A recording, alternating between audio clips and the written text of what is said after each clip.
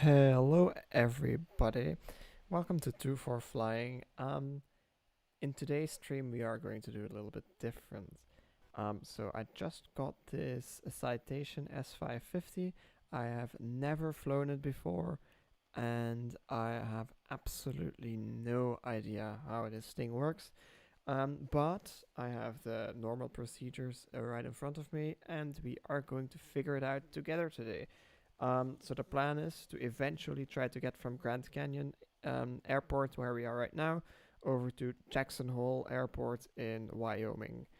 Um, I got new scenery for that as well. Let's see if we can actually get this started. So let's go on board.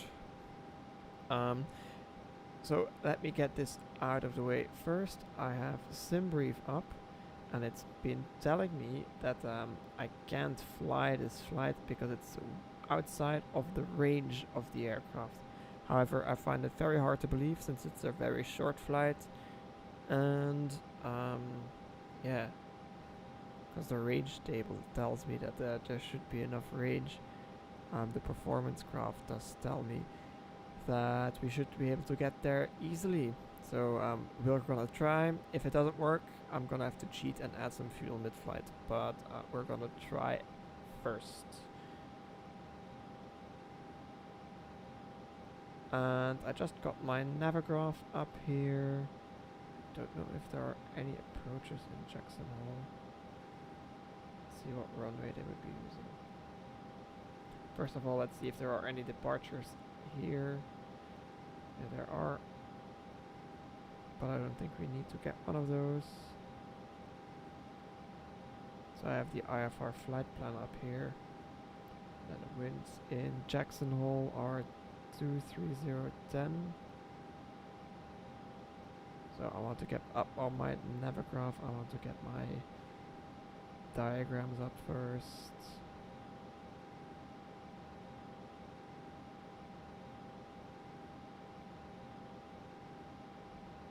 Runway 19, we're gonna do an ILS.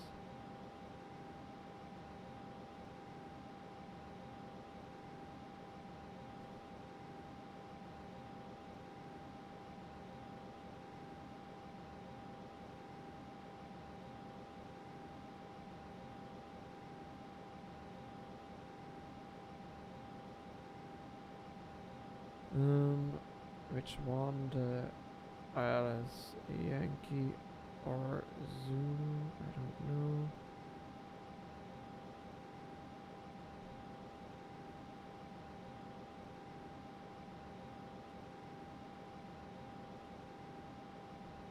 Let's get this thing set up here.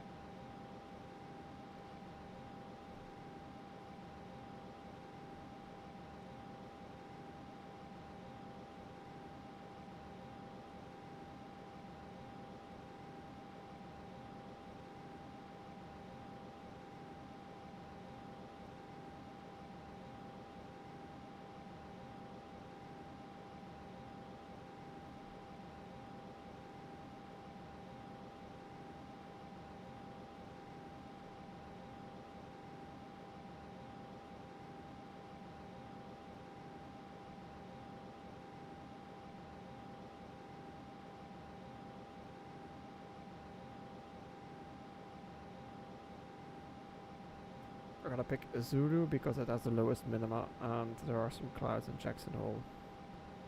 So we're gonna go select approach as Zulu runway 19. All good. Alright, and then we want this chart pinned as well.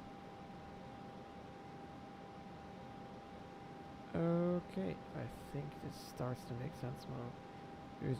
It's 210 winds, so we're using runway 21 in the Grand Canyon. And alright, that looks like this part is already set up now, which you couldn't see because I was doing all of this work on my iPad, which you don't see. It's actually a Surface tablet, but it's about the same. shouldn't say that. I'm a real Apple fanboy, so I don't. They're uncomparable. A Surface tablet compared to an iPad, but whatever, doesn't matter. So first of all, let's take a quick look outside, and we're gonna have to remove those static elements. All static elements are gone. Close these baggage doors. Can close the main door as well. We'll get on board. Then we will do our preliminary cockpit inspection. We have our documents ready here. Flashlight not required. Fire extinguisher. Guess it will be fine. Well, let's take a look in the cabin as well. Looks pretty neat. Yeah, pretty cool. But I'm getting distracted. So, microphones, headset, oxygen mask. That is checked. Yeah, that's fine. Oxygen quantity. Who knows? I don't know where that control panel is. There it is. Is sufficient. Circuit breakers. Take a look. These are all in. These are all in. All of mine are all in. So checked. All switches. I didn't touch anything, so it's all checked. Control lock is unlocked. Gear handle is down. Elevator, aileron and rudder trim.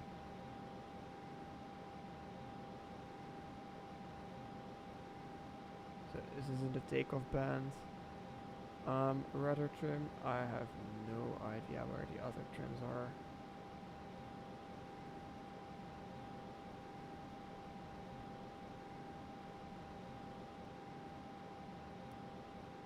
There's no overhead. There isn't really an obvious place for them here anyway.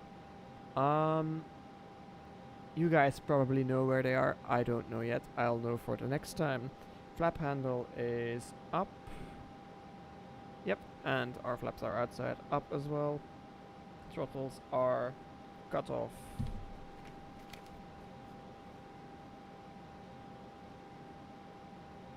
Exterior inspection.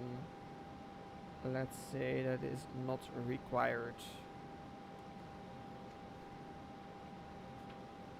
Because we have a mechanic that does that. Interior inspection, we can do that though. So let's see. Emergency exits. Pin is removed. Or is there an emergency exit somewhere else? Don't think so. I think this is it.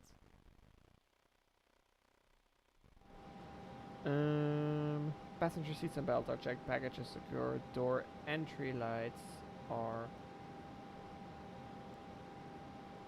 Where is that?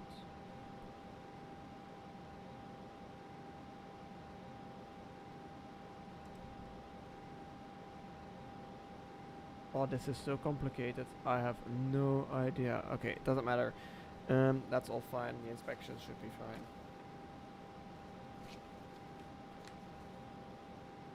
Cockpit preparations.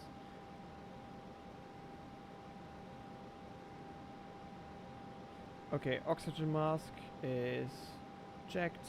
Oxygen control valve is normal. Circuit breakers have been checked. Pilot and co-pilot foot warmers open. Yeah, it doesn't matter. All switches are off. Generators to we have a GPU connected, so it's I guess it's the GPU start, so off. However, where are those generator switches?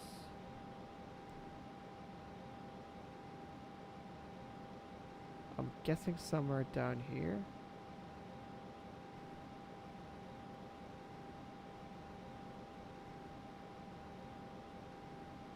There, okay. Off. I was looking at them all the time, but I didn't see. Okay, so gens are off.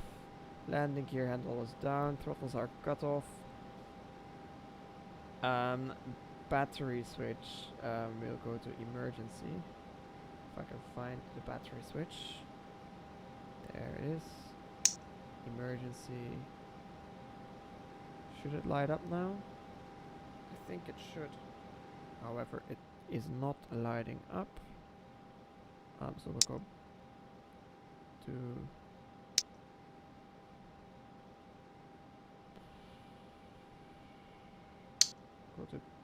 bat.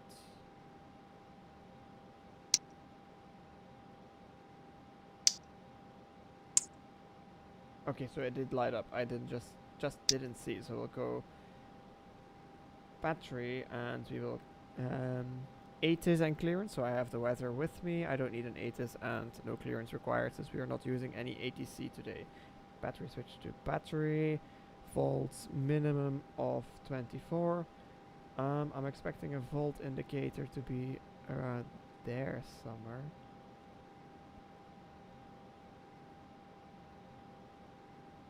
However, I'm not sure. Ah, here. Ugh.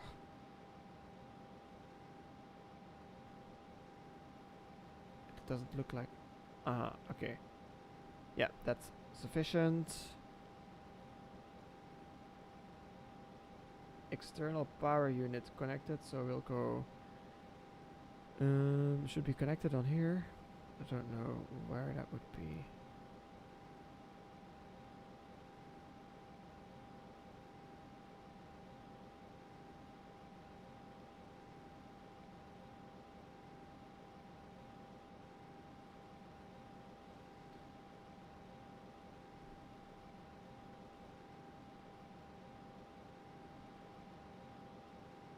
It's a little bizarre that I can't see the EPU connection, even though it should be right with all the other connections.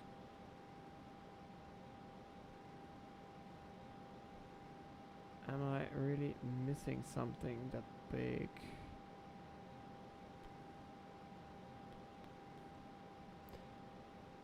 It's a fun one today. If anyone has any tips, do let me know. Because it sure does look like I could use it today.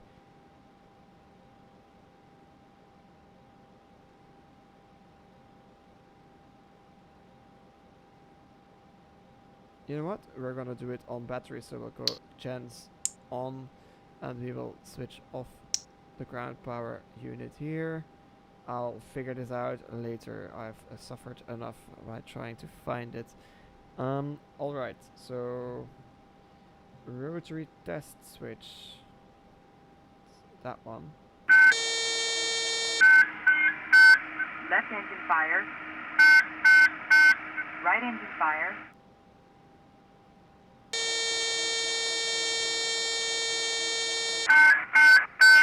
Battery overtest.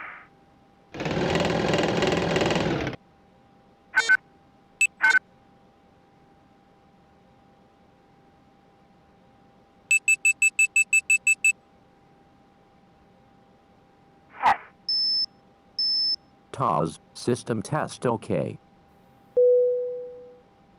Terrain awareness test start.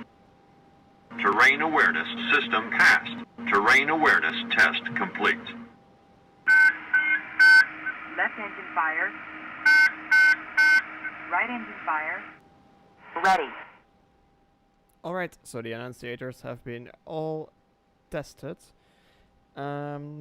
Then we will go windshield ice detection lights. We will have them. Let's see, it's the lighting here.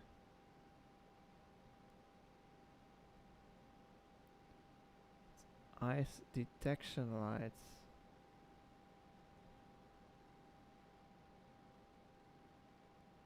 Oh, this is strange. Okay. Ah, okay, I see.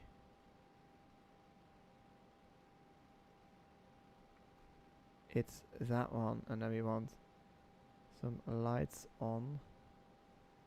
But that's already been checked, so that's fine. Engine instruments, we show no flags, fuel quantity. Let's see what our fuel quantity is. Should be pretty full. There it is. It should 2,500 pounds on each, which gives us 5,000 pounds, which is about what we need. The plan requires 4,800 pounds for our flight today, so that's fine. Before starting engine checklist, pre-flight has been completed. Cabin doors locked, passenger briefing. We have no passengers today. Battery switch is on battery. Yes, it is. Parking brake. I think it's set. But can we see where the parking brake lever is to confirm? I think.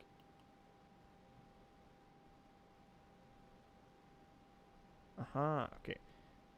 Parking brake is right there. And now it is set. Wheel chocks are removed. Seats and pedals are adjusted. Cockpit lights. We'll get some more light in here.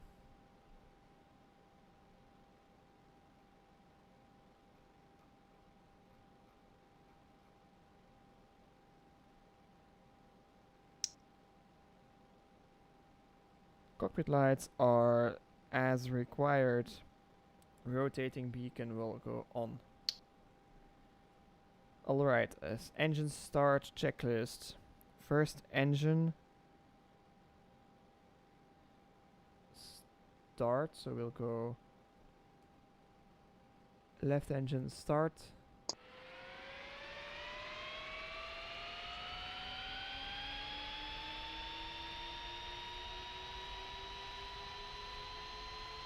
We watch our RPMs here. Should start nicely to about 49-50%, then we can start the second engine.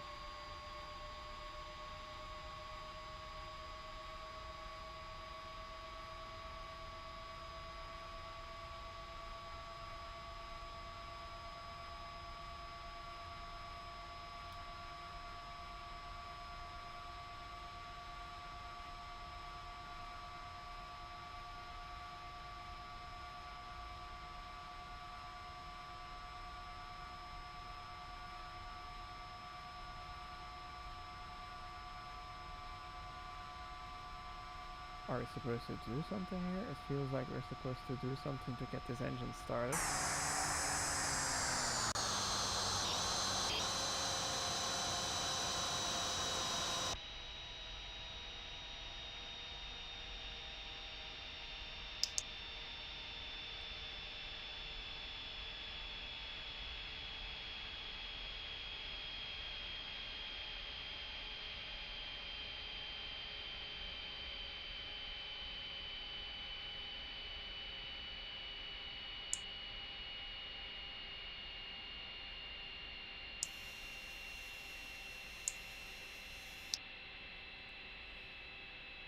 Let me try to find the procedure for this.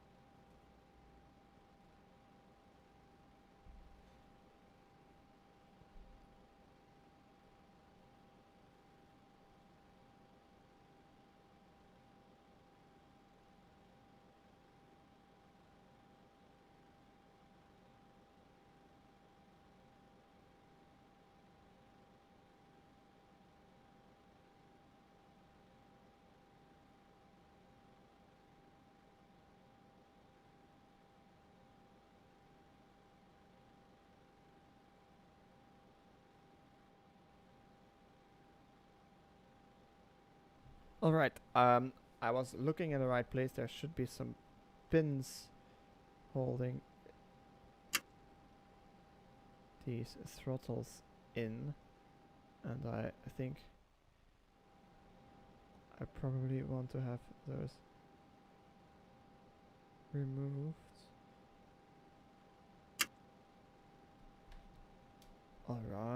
Alright. So let's start again. Do we still have enough battery? We barely have, but it's fine. So we'll go niter on, and we'll go left engine start.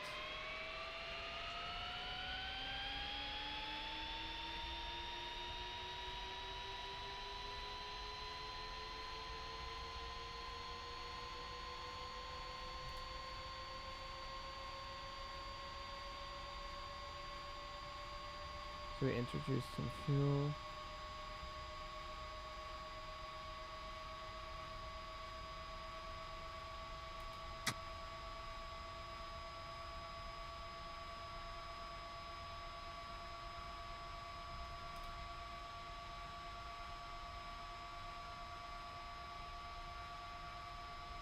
Did we get that wrong again?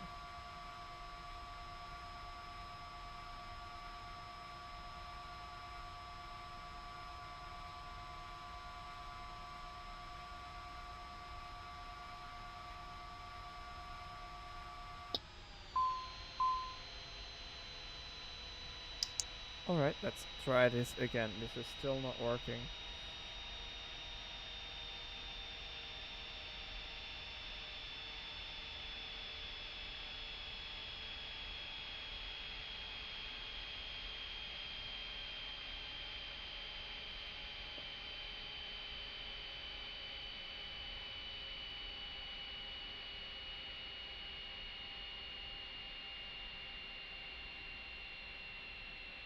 So I have the documentation. I'm gonna just quickly look if there's any other paperwork that I might have missed. But I'm very doubtful that I actually missed something here, because I have the procedures and there is no big manual, so it's a little bit annoying. And it just says engine start.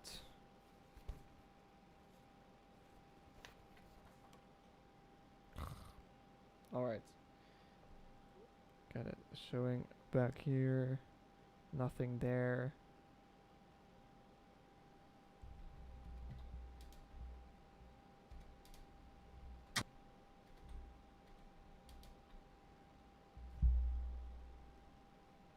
I thought we pressed this button and that it had done the trick.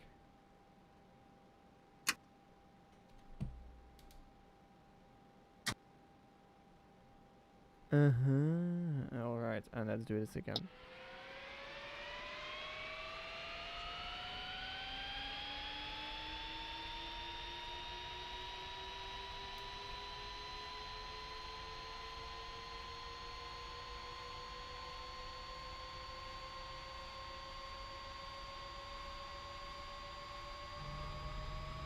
There, that sounds like light off, and we have temperature and our fan starting to spool up. Great. Starter disconnected.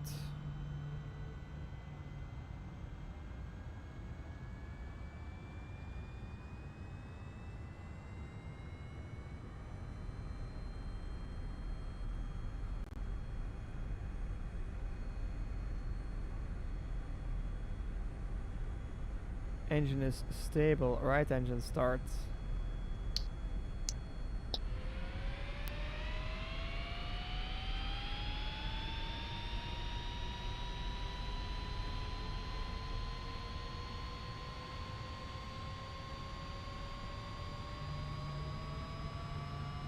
There it is, spooling up. Engine temps, light off. Watching that they don't go too high. Temperature has come into the green. Well, pressure here is slightly low still.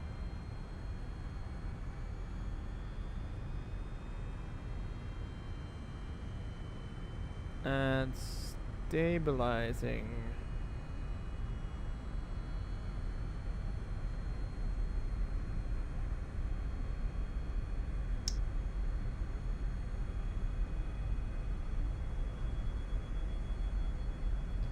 Right, they're both nicely stable now. Generators are on generator. You can see that they are both operating, so we'll switch this to left gen to keep an eye. And engine start, and then before taxiing checklist, avionics power switches.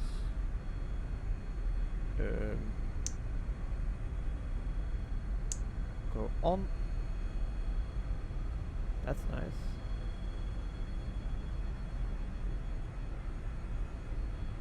Alright. DC amps and volts. I just checked those. Anti-ice systems.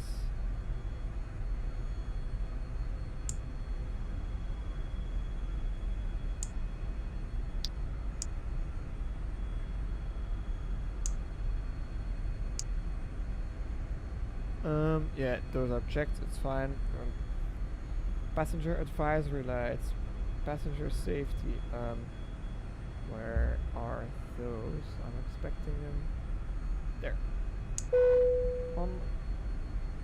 It's a seatbelt sign. Anti-skid is...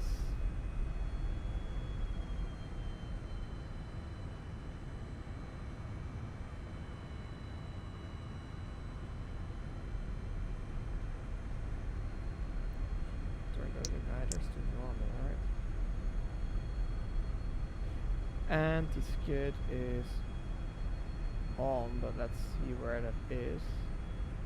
Should be on.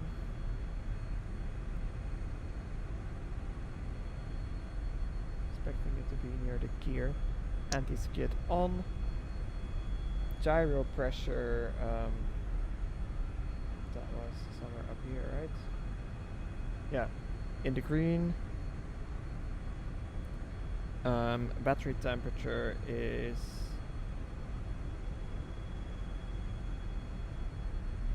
battery temp. I saw that here somewhere. Okay, checked. Pressurization. We want to set it up. We're gonna be flying flight level 320 today. We're gonna even climb up 360, but we're gonna climb 320 first. So let's set up 320 first.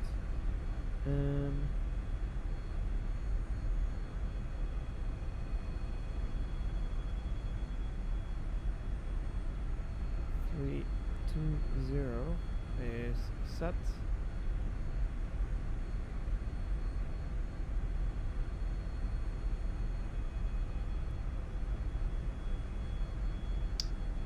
Temperature control.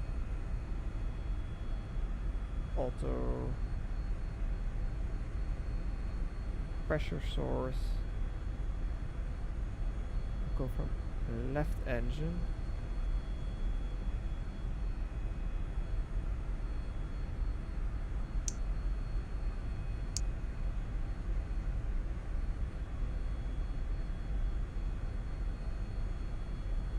And alright, that is set. Electric elevator trim, let's check that out. That works. Speed brakes, cycle those.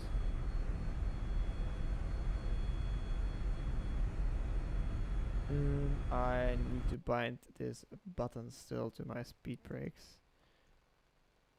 Let's give this to speed brakes.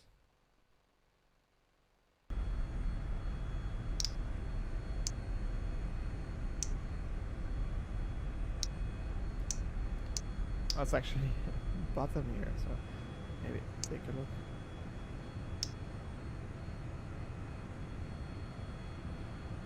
Can't we see him?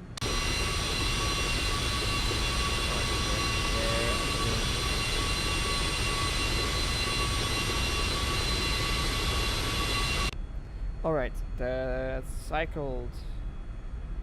Passenger seats are checked, belts and harnesses are fastened, clearance is obtained, avionics, we will set them up right now. So we want first our route to be in, guess. Let's see. This is still the active database up to today. Is fine. This is an explain FMC, it's not really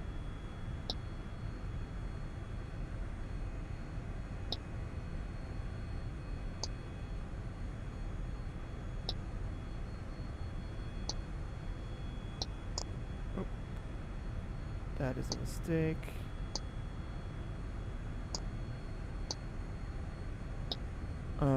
We want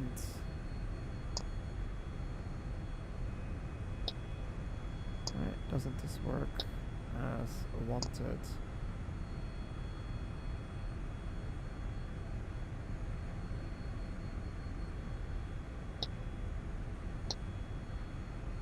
Grand Canyon Jackson, there. So here flight number see, we don't really have a flight number.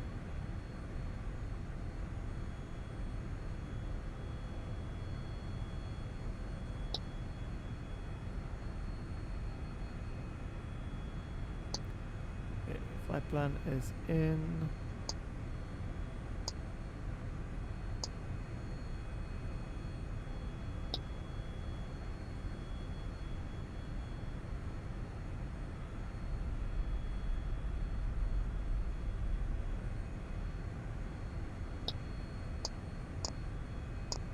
We'll assume that this works because I'm not gonna check all of this.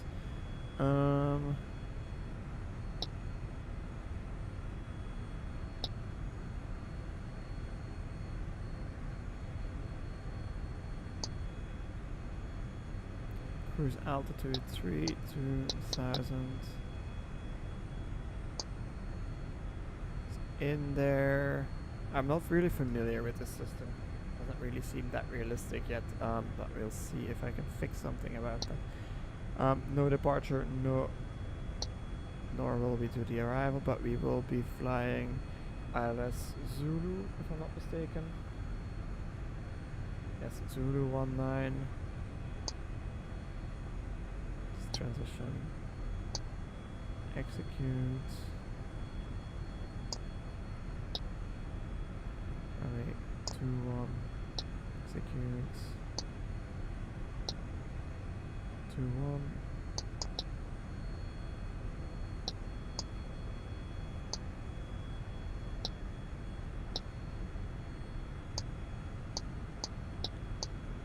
Alright, looks like the entire flight plan is in. It's all fine. There is really no performance measuring here inside this flight computer. So we'll go set this up.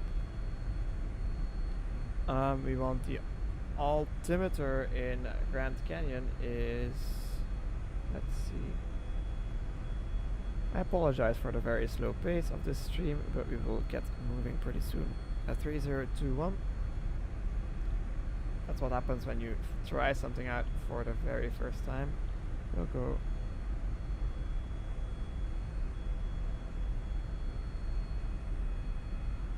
3021, and 3021 is set.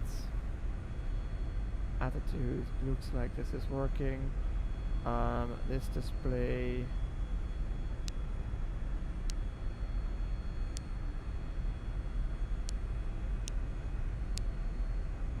I've never used this before. A little strange even.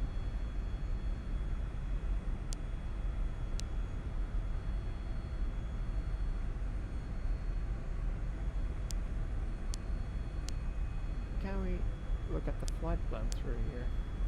Not sure.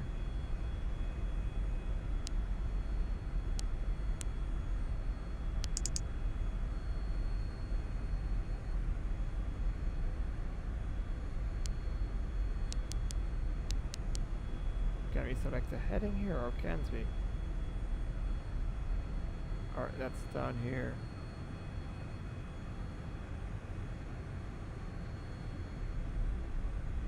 Yeah.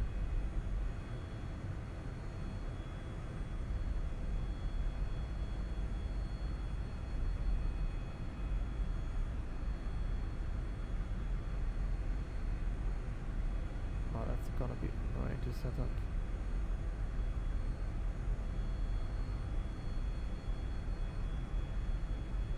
Set up the heading. This is all checked, and we will keep a close eye on the route because we can't really check it EFIS is checked. Inverters.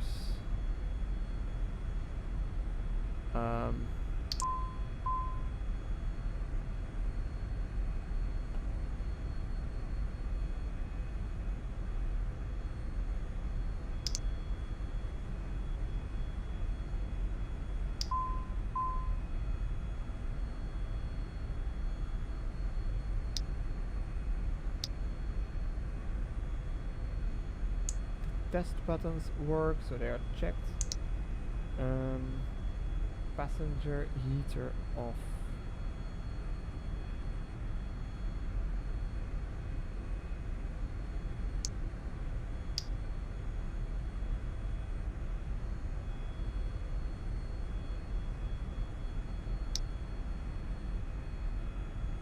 Strange. Is that normal? We'll see. And then autopilot tested, so I think we want to turn it on. So we'll go autopilot on. Autopilot. Autopilot. I do want to set this up with a control binding.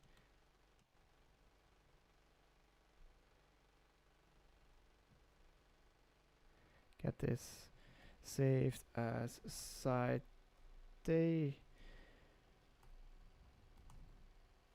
Okay, so as you can see, this is really, really brand new that I'm actually flying this today for the first time, which makes everything a bit more exciting. Disconnect. Discos, servos, whichever side is active, should do the trick. So, try this again. Autopilot. Autopilot. Alright, that makes sense. And yeah, we'll assume that everything works. Then we are ready to taxi, so we'll go exterior lights. We'll select anything else that we need to.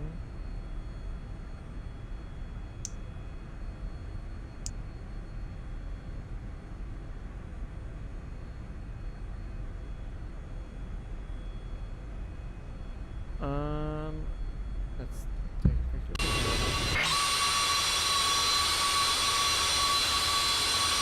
Just have the beacon still, so nothing else is on yet. Okay, get nav lights on, anti-collision light on. We don't need wing inspection lights.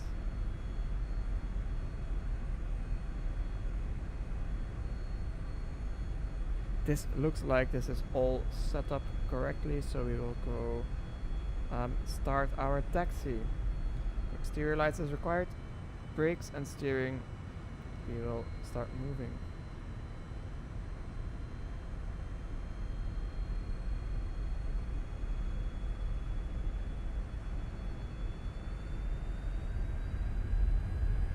There we go. Brakes checked. Get moving again. Steering. We can go left, we can go right. For this turn, flight instruments turning right. Opposite ball and wings remain level. And left turn, same goes for the left. Now we are located at the far end of the airport on the 03 side, I think. Or no, this is the 21 side. Yeah, so we can taxi straight in here and line up and wait right over there. So now we need to check our thrust reversers.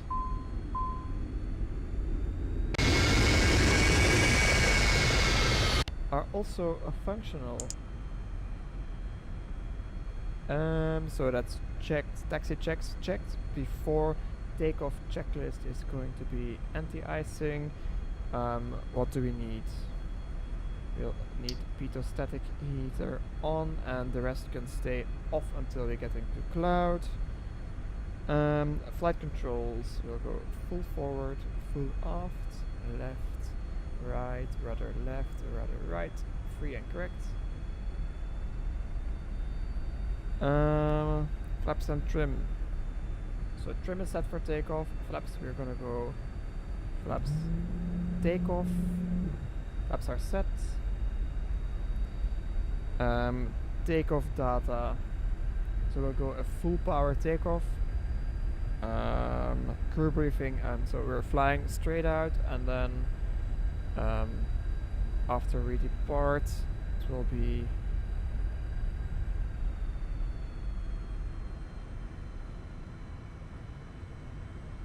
let's see, following the flight plan as entered.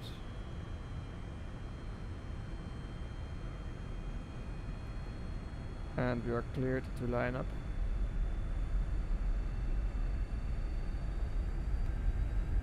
Lineup checks are complete. And let's say we are clear to line up and wait, runway 21. We'll go landing lights on.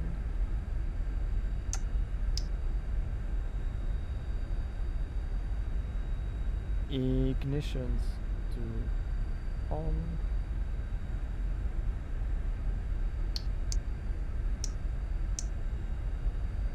Those are on. Repeat static heat is on. Exterior lights are on. Transponder and radar. Transponder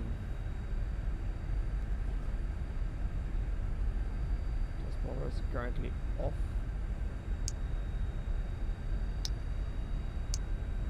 Let's turn it on out. We'll go Squawk 2000.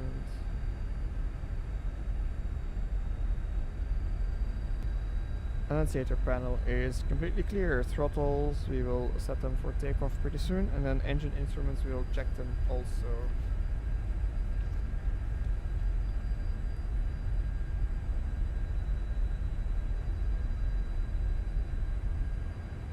Lining up on the runway.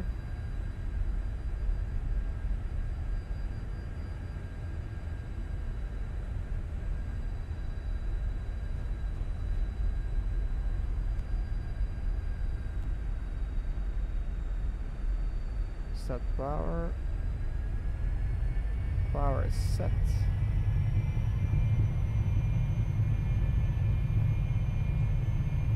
Engine instruments are checked.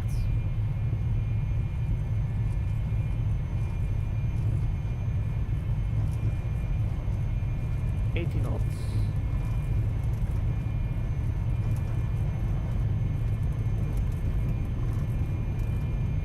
Rotate. Positive climb, gear up.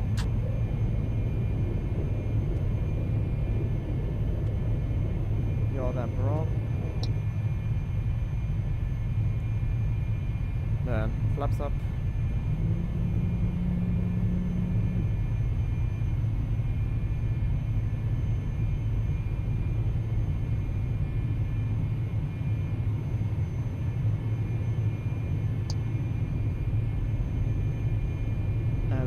Start our right turn to intercept our track.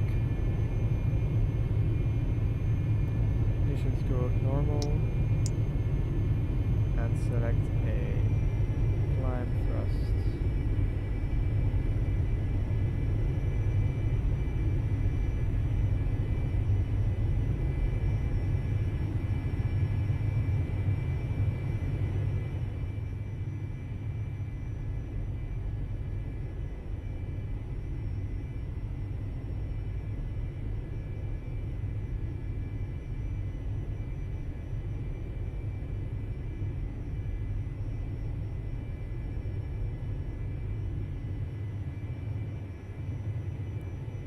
And we'll go indicated airspeed climb.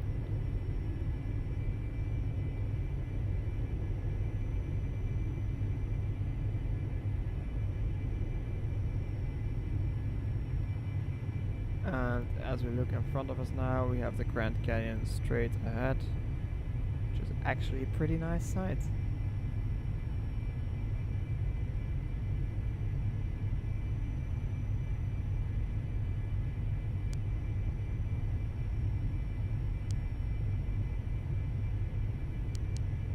So we're gonna intercept our navigation track.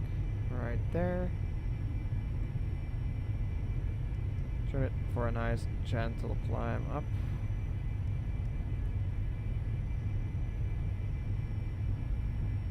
Engine synchronizers will go. Switch it on.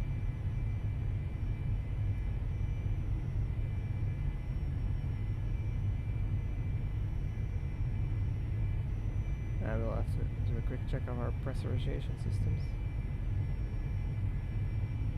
Looks like it's working. Yeah, pressurization is working.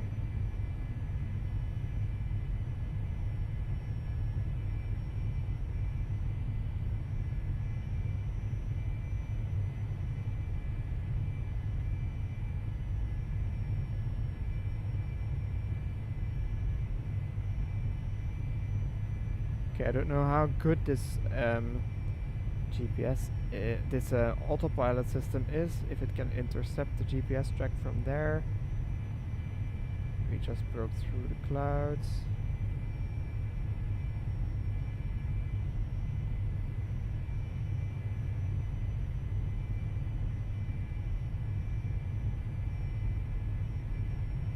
Okay, let's go heading centered, autopilot on. So heading green, we're in airspeed mode, and we'll go, let's see,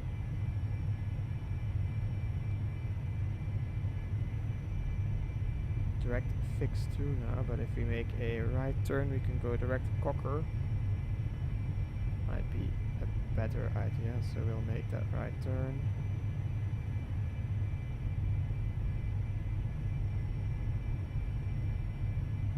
Try to set this up nicely for an intercept. And we're still nav armed.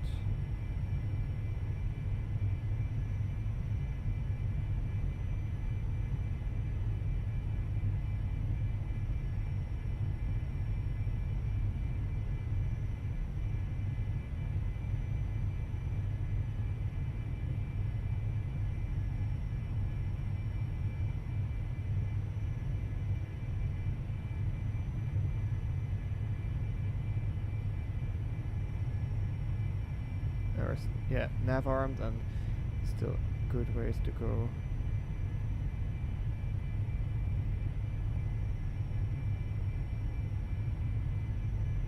Alright, nicely climbing up through the clouds.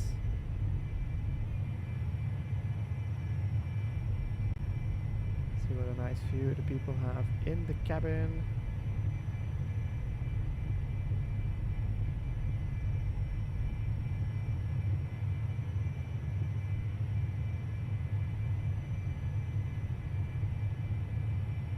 Pretty cool airplane. And let's keep an eye on this if it actually intercepts this nicely.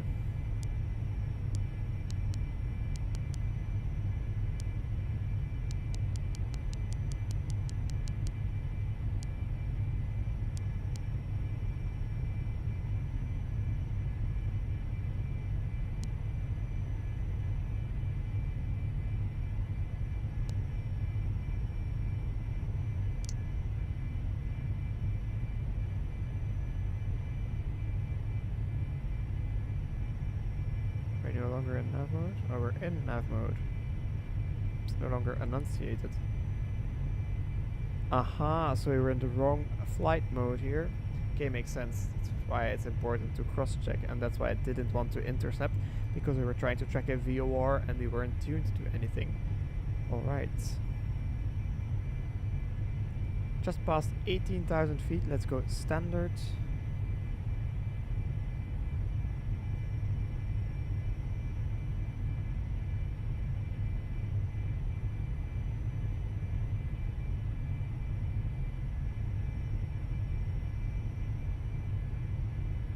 Doesn't want to do the 2992 on the push, so we'll have to set this up. Oh, we'll keep our standby on the QNH.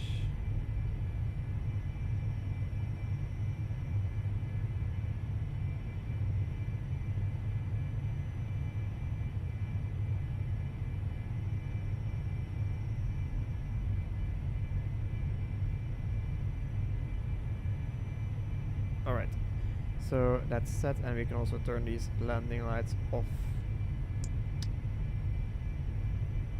It's yeah, it takes some getting used to, however I think it's going pretty okay.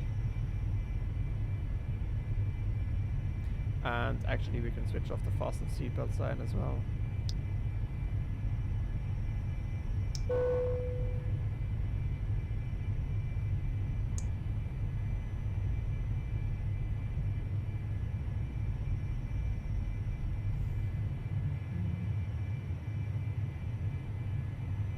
Pretty cool.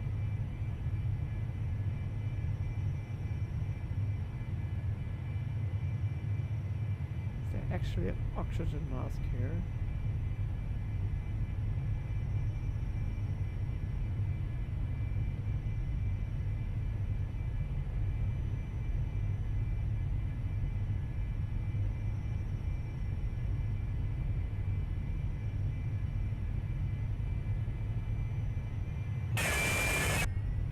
There,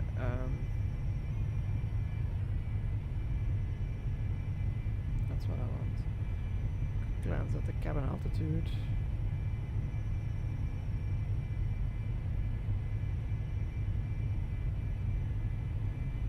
Alright, and let's see when we want to actually climb. So our next, at Fred we want to go 340.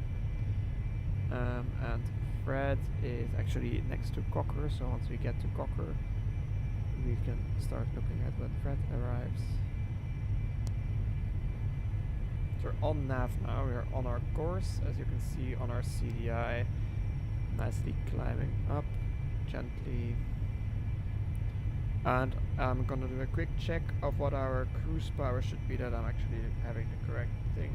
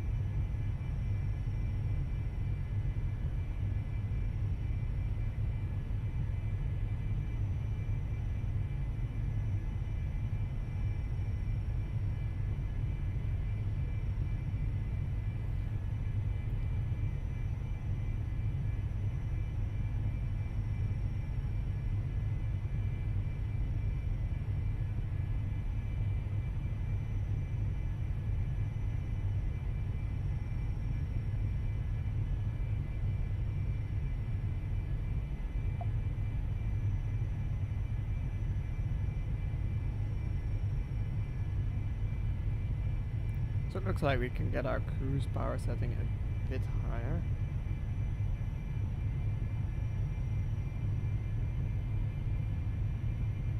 And as I say that, we are just passing Cocker.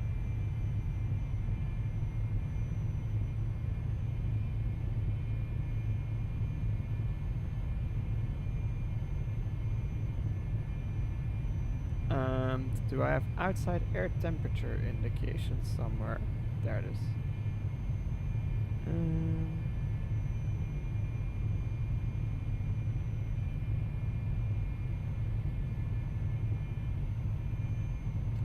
Minus 30 something, and we're above the clouds, so we don't need any anti-icing on. Sorry about that. Alright.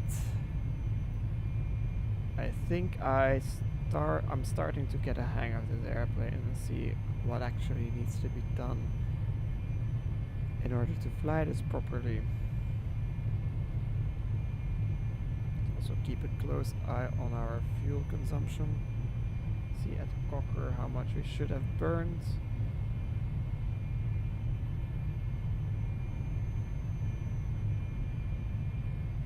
We're estimating to have 3746, and looks like we have 22, so 44 still on board. So we're definitely burning a whole lot less than what the SimBrief calculation thinks, which is a good thing, because wouldn't be a good thing. if we, what I was saying is it wouldn't be a good thing if we actually burnt as much fuel as SimBrief is telling us that we would, because then we wouldn't make it. However, we do I think we can make it. So let's get a drink in the back, and I will get a drink in real life as well whilst we climb up. Let's take a look outside. Oh, sorry, that was loud. Actually a pretty cool view.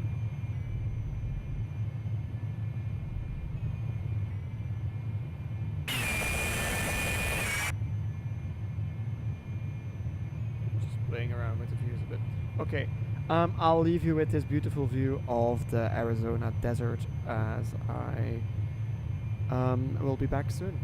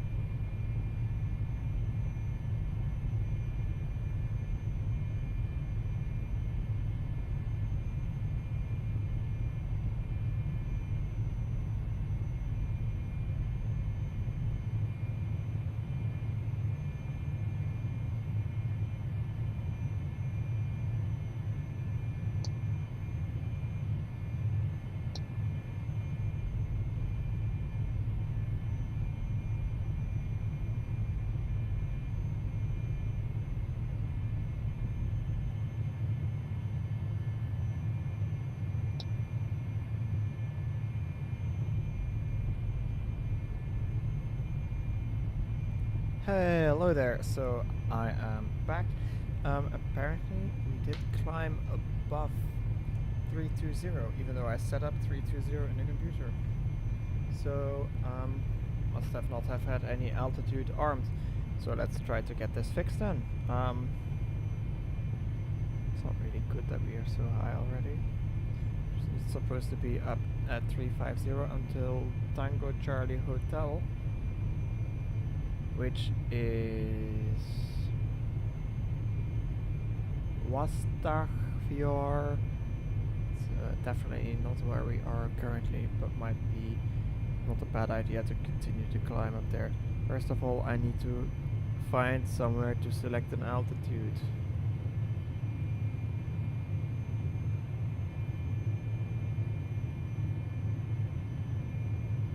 Wait a minute. It's difficult when there isn't a flight mode annunciator.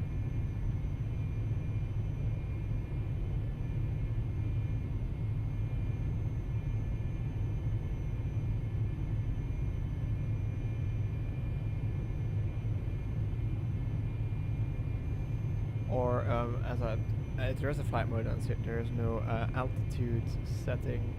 There's no mode control panel, is what I was trying to say. Where do we enter this?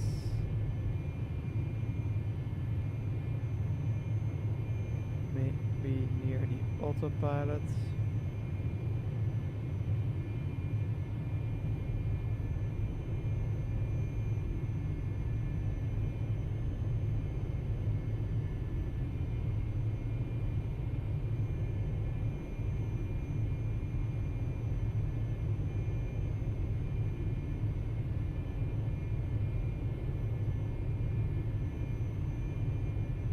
Just 1 second.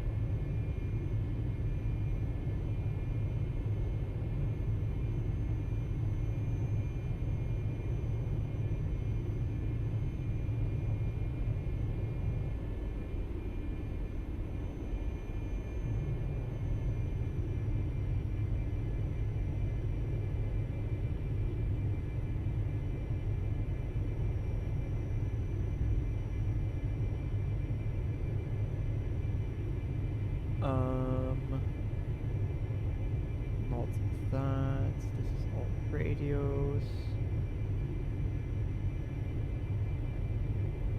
It's fuel consumed.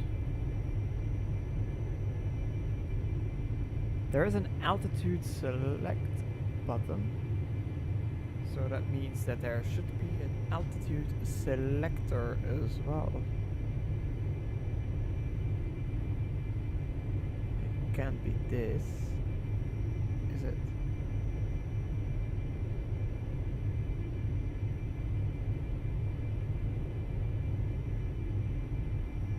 If I select 35, small 0, and I go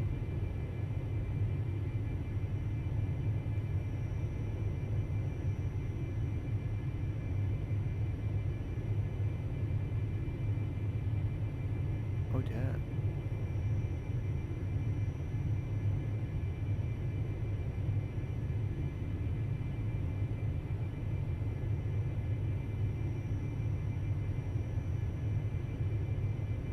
It is that thing. Okay, so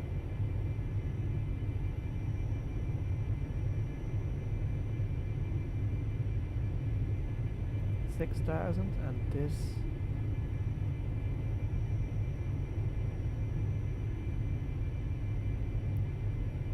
three 50. Okay, that's it. Because now it's going into alt star mode. Okay, so we found our altitude selector. That's already a big victory, I think. We are at our cruising level now. So let's figure out what my cruise power should be.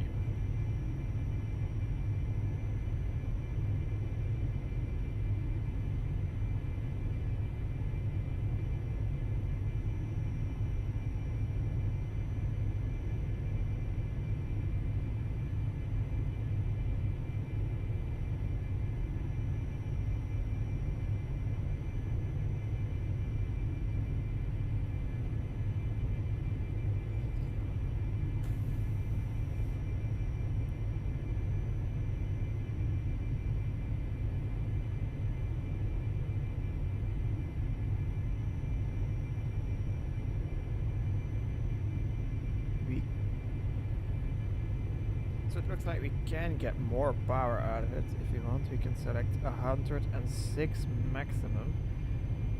And our max speed is 276 or Mach 0.76, I think.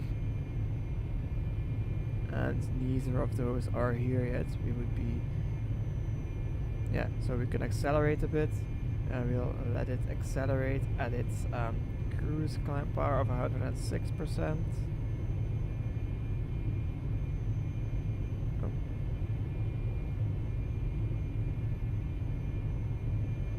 Alright, I'm starting to get the hang of this now. Which means that we can also take a look. We are now going to Bravo Charlie Echo. Bryce Canyon Vortex, apparently. Yeah.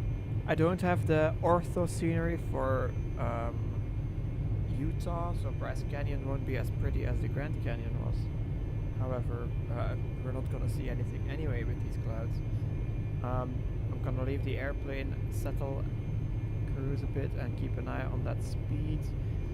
Probably will have to reduce power once we get to that speed. Yeah, and then I will talk to you when something else happens.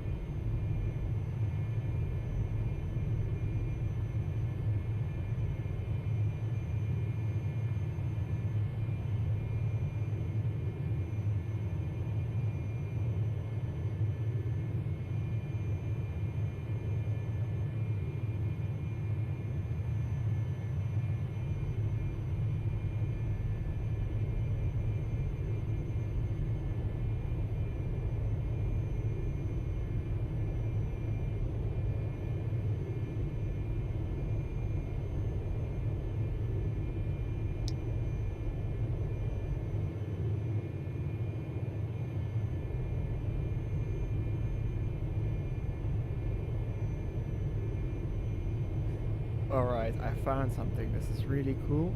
I think it's the first airplane and X-plane that I've seen do this. So I can go into the cabin here. And you can see. Looks like we're at our turning point.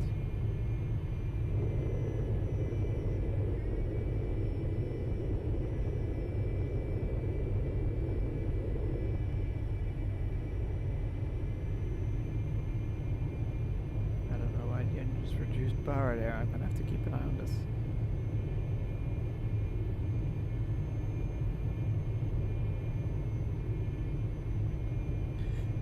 Alright, so we just passed Bryce Canyon VR. We're now heading towards Ernu. We are nicely en route from Grand Canyon to Jackson Hole, Wyoming. Why is this nice, you might ask? It's because we are currently flying between two national parks. So we took off at the Grand Canyon National Park Airport and we're landing at the Grand Teton National Park Airport, Jackson Hole. I don't know if the scenery download worked, so if it didn't, it's gotta be go. Cabin altitude 10,000 feet, okay. To watch out for it. We don't want it to be higher if we don't have to.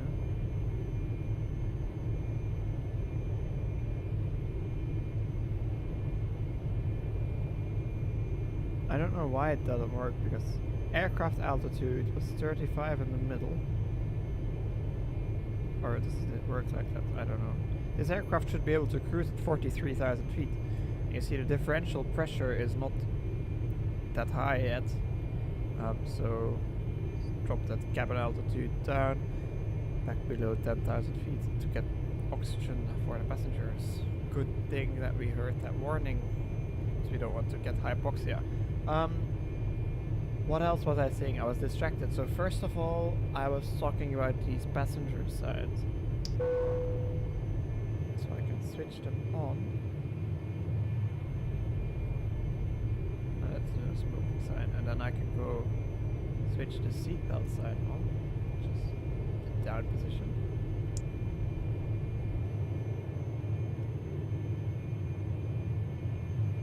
And then the seatbelt sign is on. How cool is this? But our passengers can roam around freely, so we'll leave it in the standard position there. Alright. Still nicely cruising along. Just past the Bryce Canyon VR. Next up is Ernu. We're a little higher than we filed, but no one's looking, so it's fine.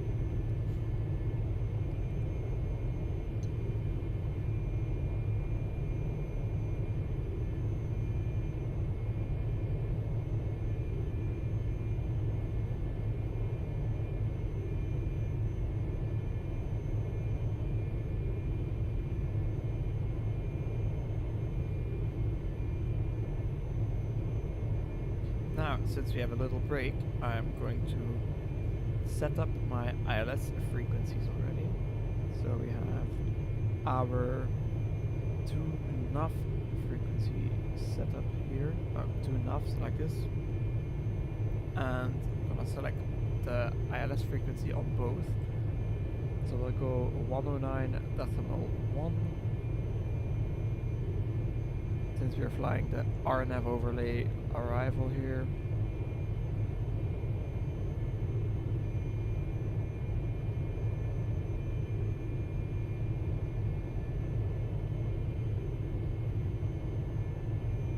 Alright, so we'll go 109.1.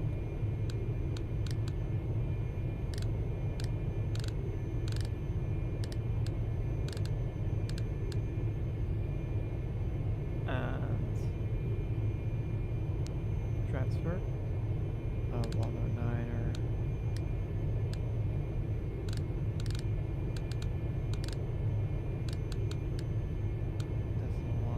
transfer. And now these are both aligned, so we should get ILS data once we get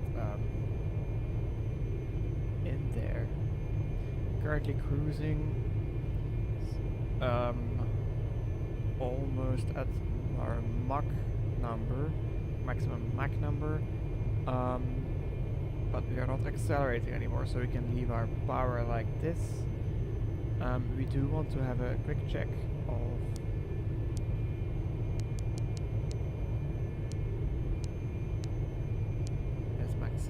we do want to have a quick check of the fuel on board. So we did pass Bryce Canyon not that long ago. Let's see what we should have had there. Bravo Charlie Echo, 3,284 pounds. And what do we have on board? Just 21, so it's 42,000 pounds. 4,200 pounds, correction.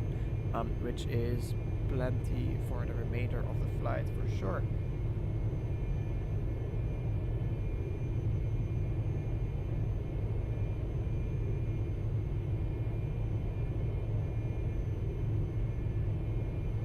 When I saw SimBrief telling me that we didn't have the range, the flight time exceeded the range of the aircraft, I was a little surprised because this is a really rather short flight. It's only 2 hours, and it would be very surprising if a jet aircraft couldn't make these 2 hours, especially in business jets. You want to have you want to do something with it. You want to go somewhere.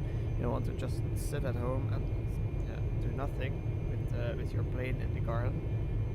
You actually want to use it.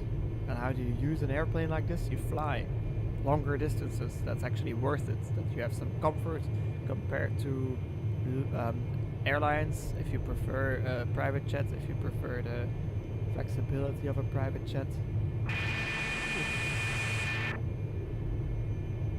I didn't think I could open that in flight.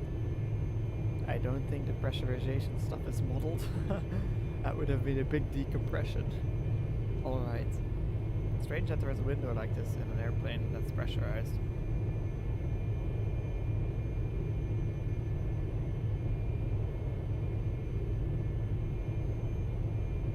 Anyway, I don't think I have much more to say, so we'll just let it fly through. And I'll talk to you guys when we get a little bit closer again.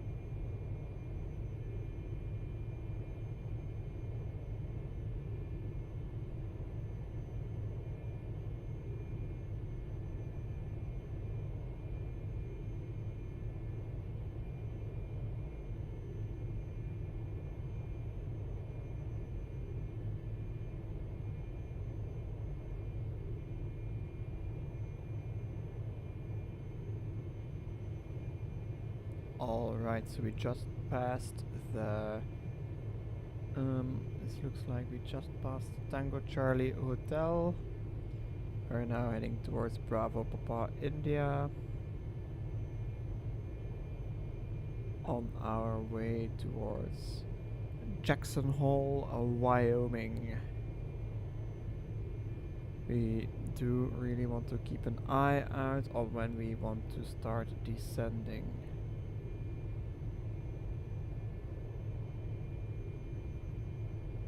Since this does not appear to calculate vertical navigation, although I'm not sure it might, so let's take a quick look.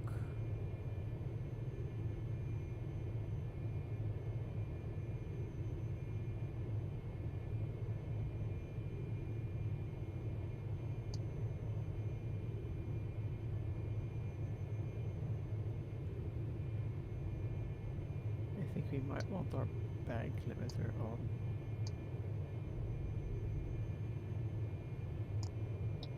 Yeah, because we're in the cruise, high altitude. What else? I was trying to look if it knows VNAV.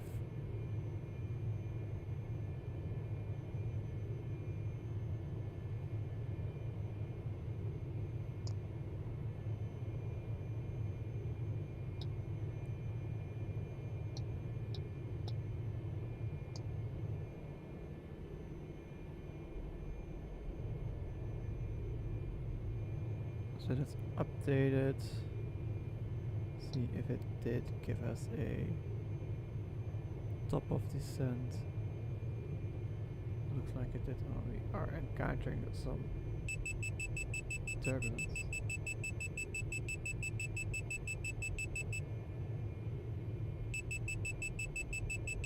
I think we're overspeeding it a little.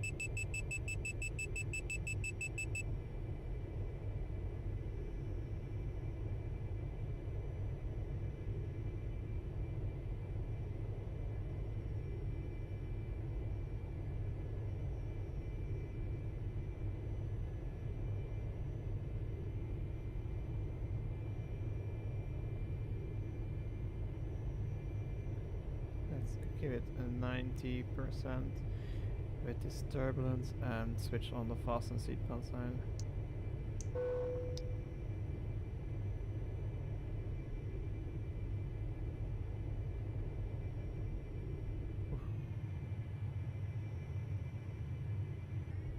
Our little airplane is getting shaken up a little bit violently now.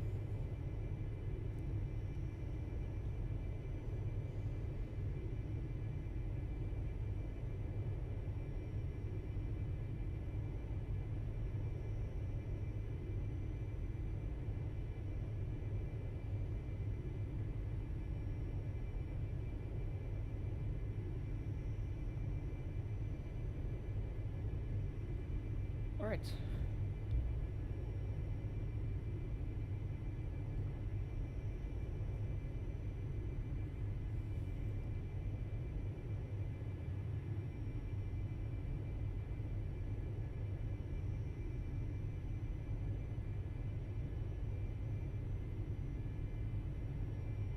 Interesting thing that's happening. This is the first time that I actually have the head shake turbulence on now. It's pretty cool to see. Might be a bit too violent, however.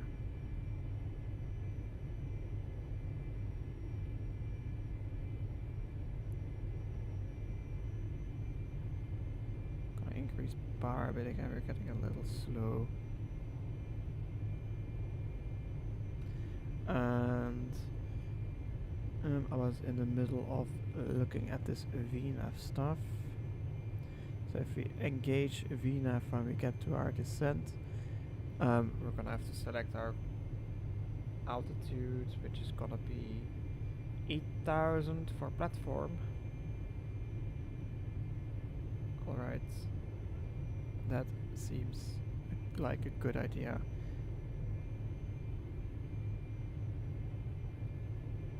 about 100 miles from Bravo, Papa, India, or Big Piney, as it's called.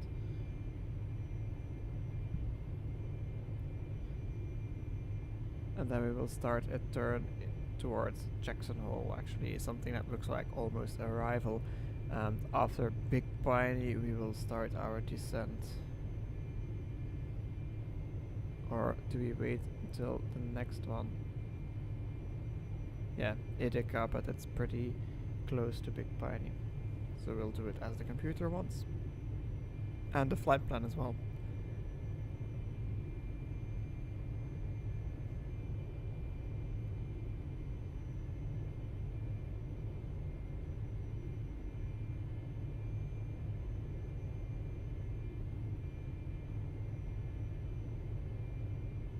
I just remembered I did load the winter ortho for Jackson Hole.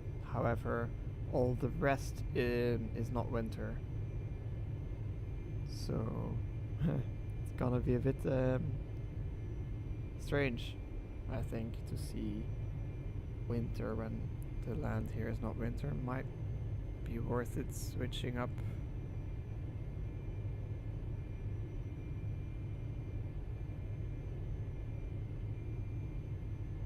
But to oh, the season as colors.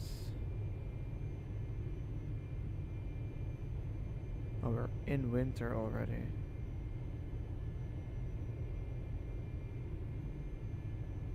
But it doesn't seem to have worked. So I don't know how to do that. I'm gonna have to look that up as well for next time.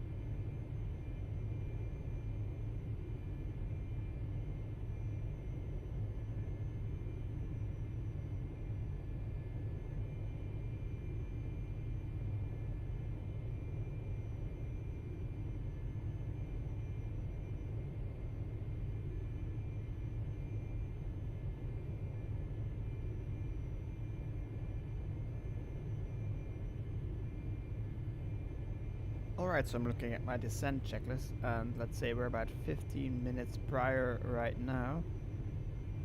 That would mean that we need... I'm gonna get rid of that yoke for a second. That we would need to start setting up so our foot warmers.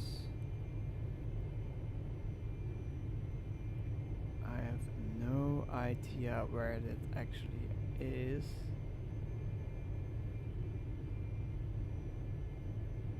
However, I'm sure that doesn't matter. But what I do need to do is set the defog fan to on. And on high.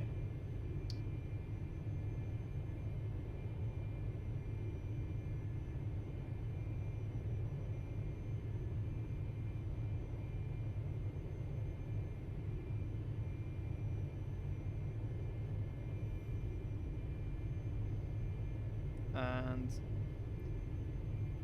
windshield bleed air max and low.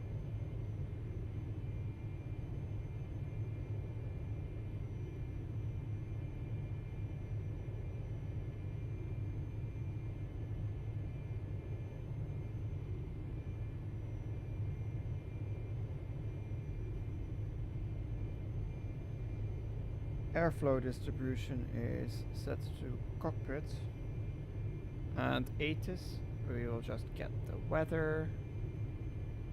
Current weather in Jackson Hole is telling me wind 240, 10 knots, 10 miles, light snow, overcast 3, 4, temperature -3, dew point -10, altimeter 2,995. So we'll set 2,995 on our standby already. That's our ATIS done. Pressurization. I don't know how this works. I will keep an eye on it. However, I think that we don't want to touch it until we get lower. Then anti-ice systems will be overcast, so we will lead those.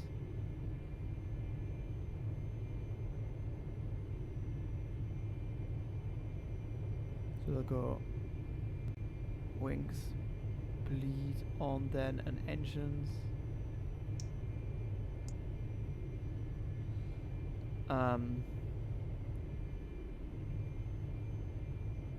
Alright, those ILS frequencies are set. Altimeters, they will be set.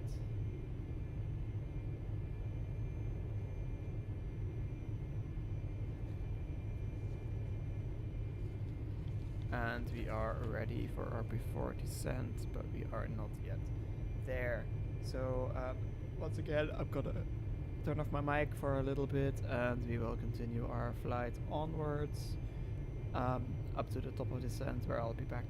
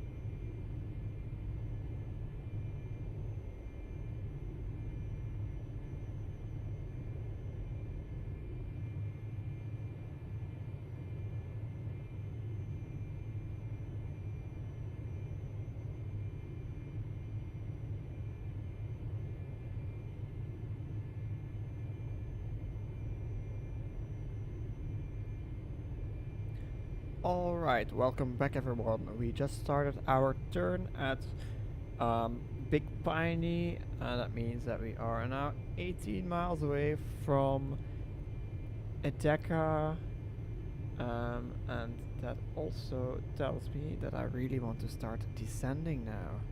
So we will first select our altitude in what we now know is our altitude pre-selector. And it is going to be an altitude of, let's check our approach plate, 8,000 feet that we want to descend to. So we'll go all up, all the way into, not too far, 8,000 feet is selected.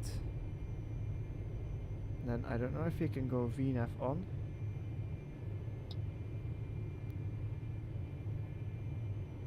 Don't think so.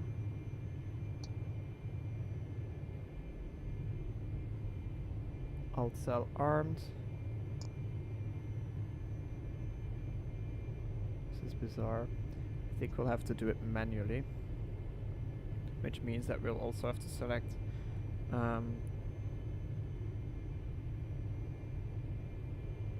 look, that is 1,000. Yeah, we'll have to select 1,000 first.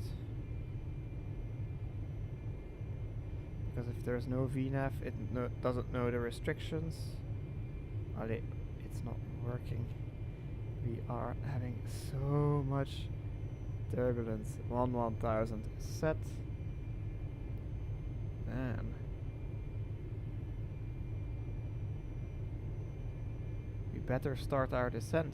So we will go indicated airspeed mode, and now we will reduce the throttles. I'll go alt cell is armed.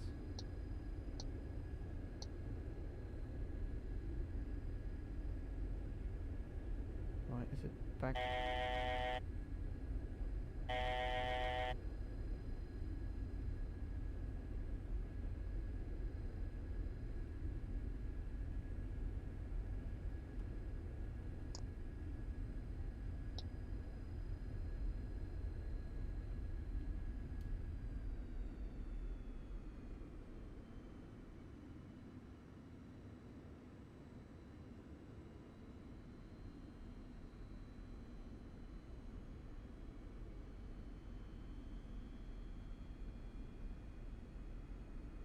Huh.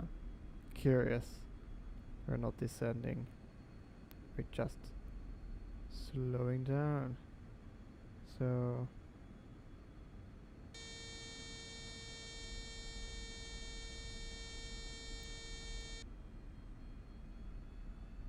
getting very slow. Let's go VS.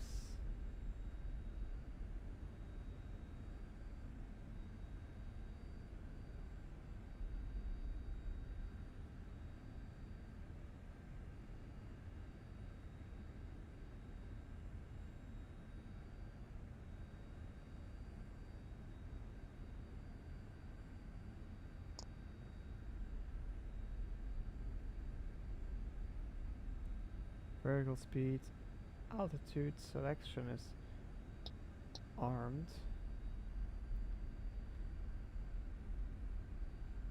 And we are not descending fast enough to my liking.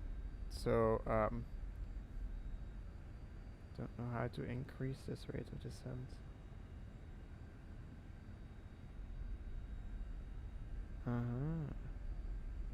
Like that.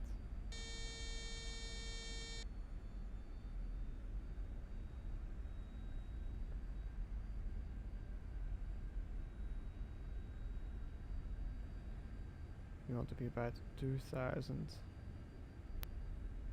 feet a minute descent, if possible, which would be ideal, up to 1,000.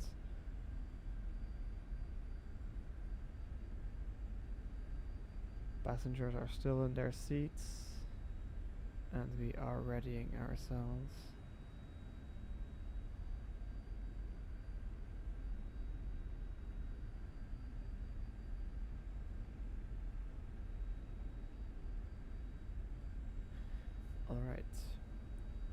slowly figuring out how this airplane works.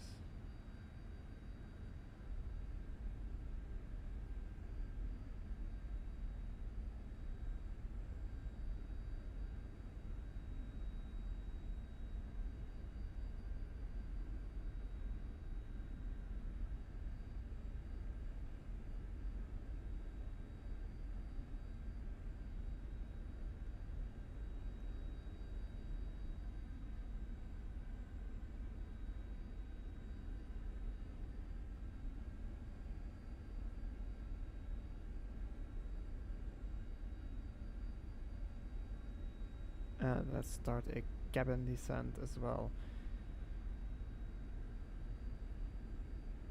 As long as we descend slower in the cabin. Oh, or cabin descent. Okay, that's fine. That's exactly what we want. 30,000 feet right now. Looks like it is working because I do have snow-covered mountains in the distance. Beautiful. It's a little strange with everything else not being snow-covered. However, this is fine.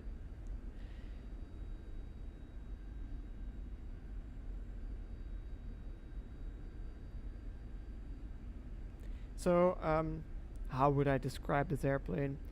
It feels like it's a little bit more hands-on compared to what I've been flying before. So if you're new to this channel, be sure to check out the previous streams that I did.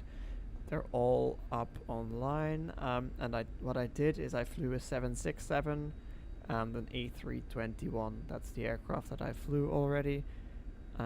Those are a lot more managing the systems, and automation will do what you tell it to do, whilst here you're more directly telling the airplane what to do, because it's not as smart, or so it seems.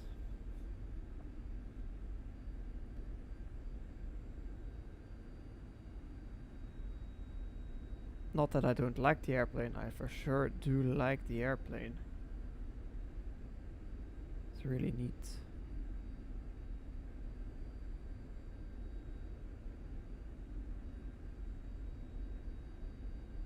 I do hope that we are gonna be out of this turbulence pretty soon, because we already descended almost 10,000 feet, and we didn't really get out of any turbulence yet.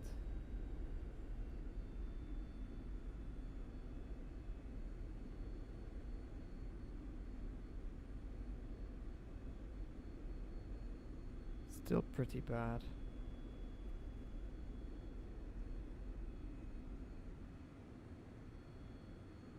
We weren't expecting this.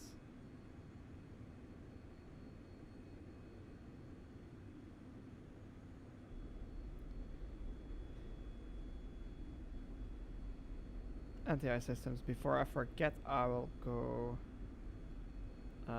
bleed for the wing on and for the engine on.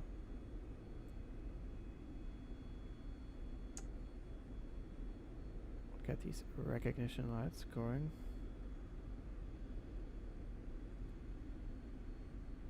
$24,000 feet. At 18,000 we will go to the altimeter, which is 905. And then I'll start looking at the approach checklists.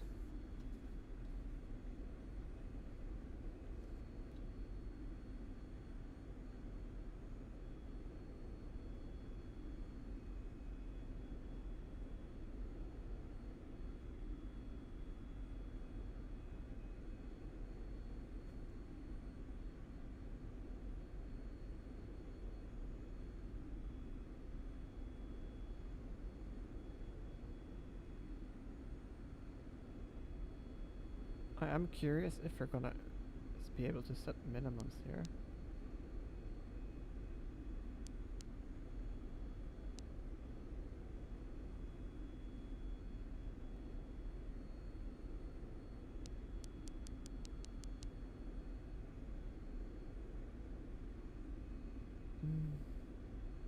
Let's see here.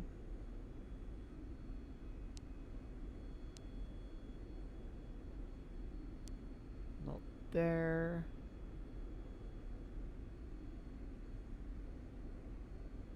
Uh-huh. And minimums are 200 height, so I will go 200 on the radio. Altimeter is set.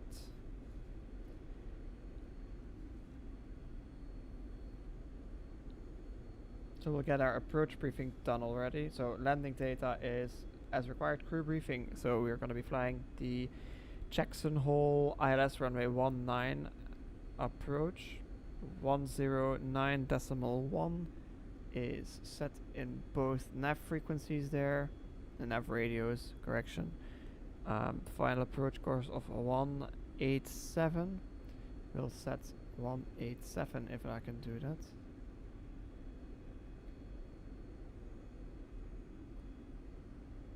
Not as long as we are in GPS mode.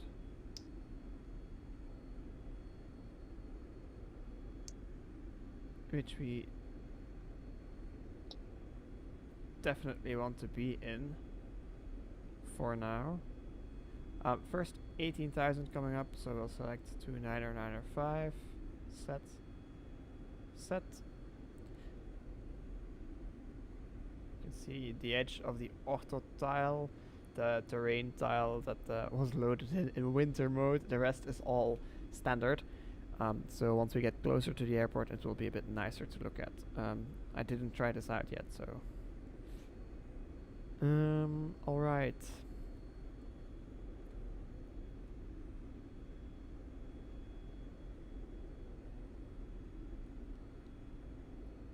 Once we get it hand flying, I'll set 187 correction on the final approach course.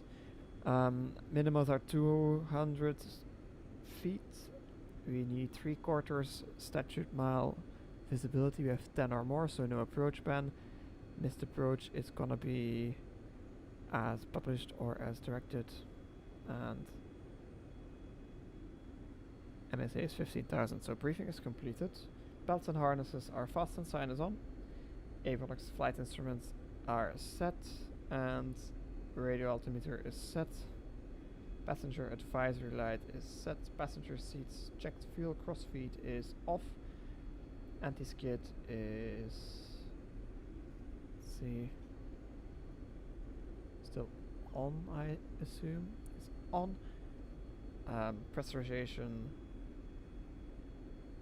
altitude is decreasing, so checked.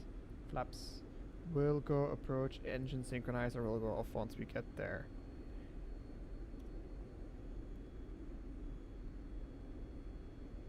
So what will happen next is we will fly past the approach into the valley, turn back around, and then make a loop to Docket, which is the initial approach fix. So it will look a little weird. We'll pass over, turn right, and then turn in. However, that's how we planned it for today.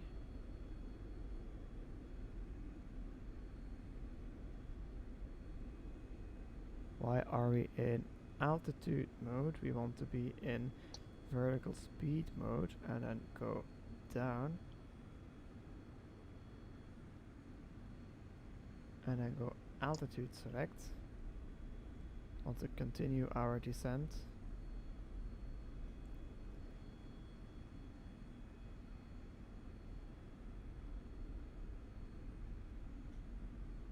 Looks like we might be a little bit low compared to the phase where we should be, so let's reduce that rate of descent significantly and add a little bit of power to maintain the speed. 1 second, I'll be right back.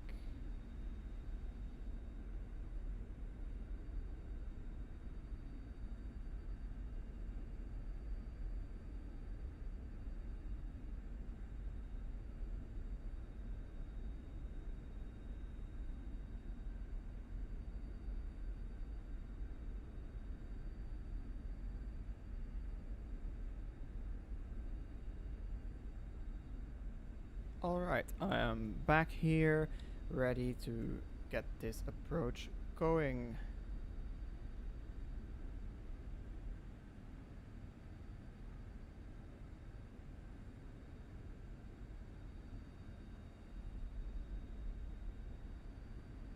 Oh, I see. It wanted VNAV on, and this is different compared to what my chart says.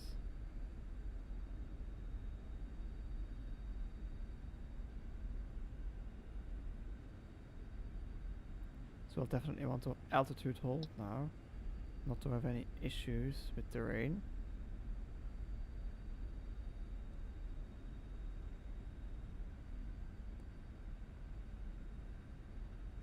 So I didn't check, and it's actually 14.7.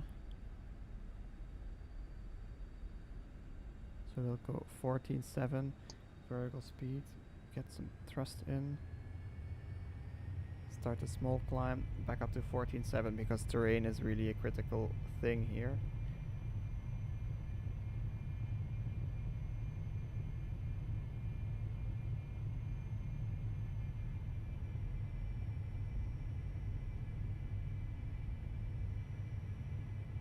As we look out to our left, we can see the Tetons, the Grand Teton National Park.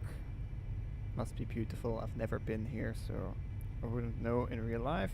However, I've seen some videos of YouTubers you probably also know. 1000 to go. QNH 9 or 5 is set.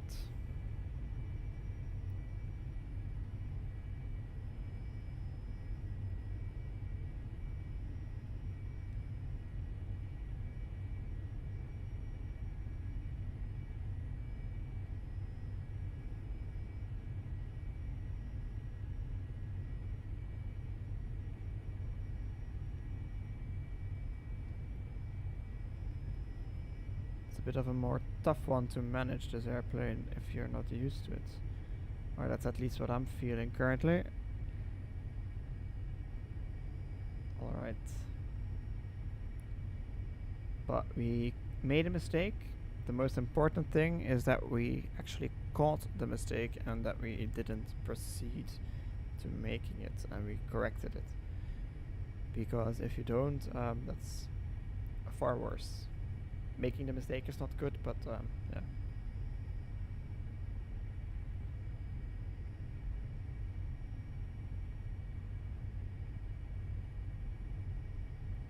quickly go over, check if we can see an approach speed. We want reference, so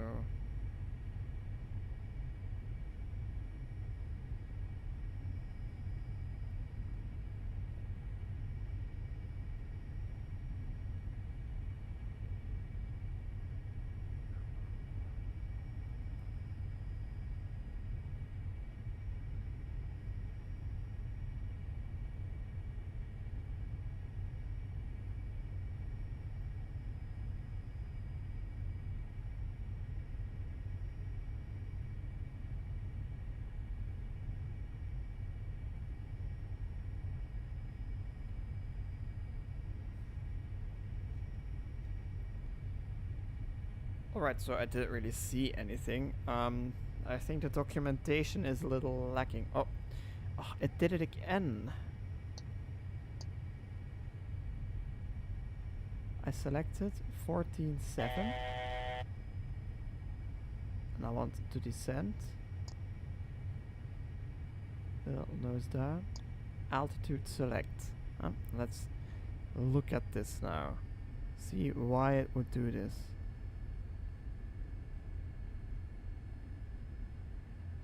So, altitude select is armed, right?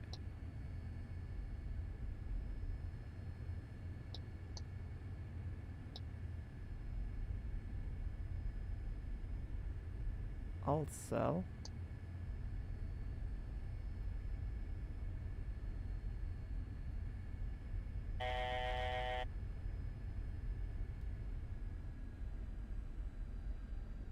And we'll make it descend. In airspeed mode then.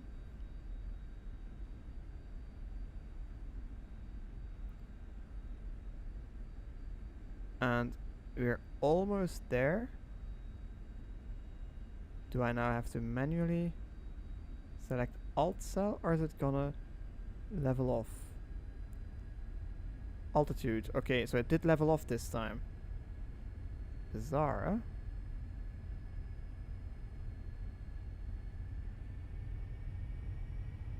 So let's get some thrust in.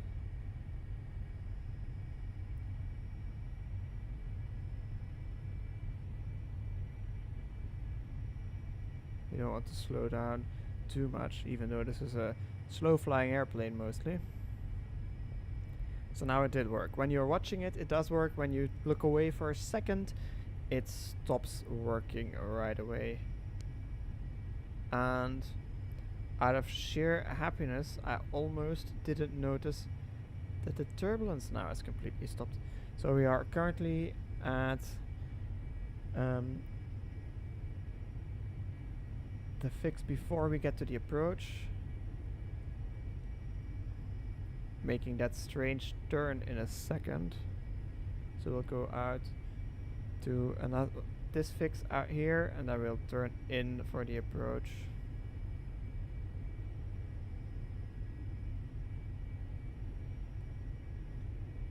And we want the altitude to be, see, 14.7, which we are now. And then once we get past Tokut, we can go, or is it Watpu? It's Watpu.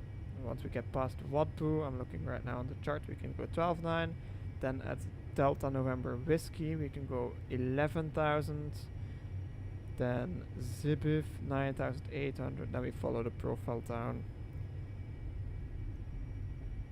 And I think I'm gonna be flying this manually because I think managing the autopilot is gonna be even more stressful.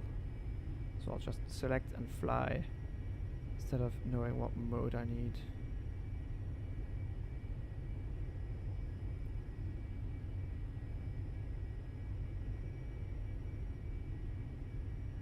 Which also means that we can start setting up the final approach course then.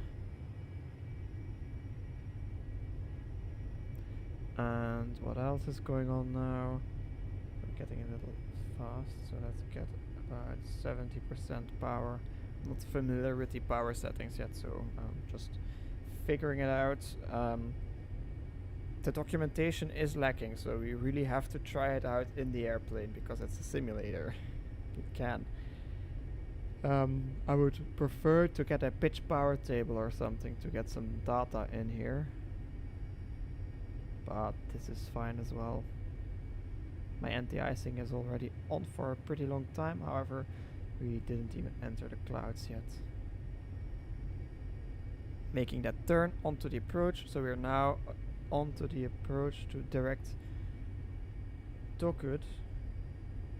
Let's say we are cleared for the ILS Zulu runway 19 approach into Jackson Hole.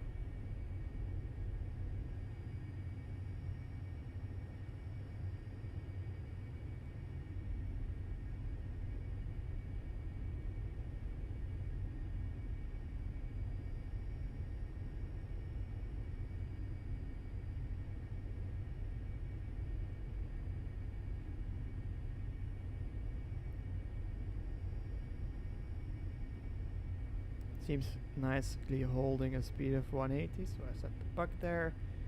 And that means that I can select indicated airspeed mode in the autopilot and reduce power to descent, which makes it a bit more obvious to manage.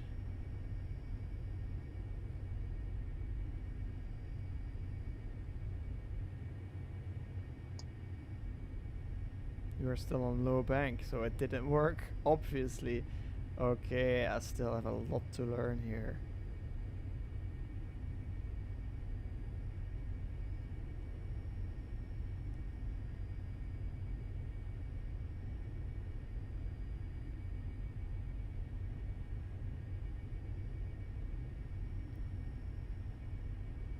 Let's get the VOR on nav2. You might want that. 115.4 is for the missed approach. So I'll get, I'll go 1172 on standby.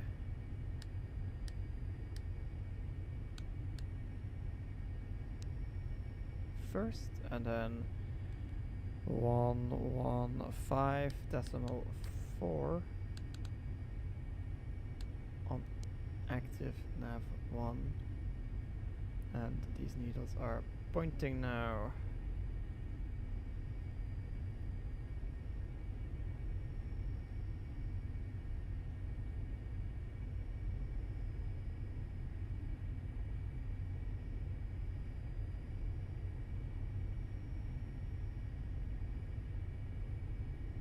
Good reason to stay this high.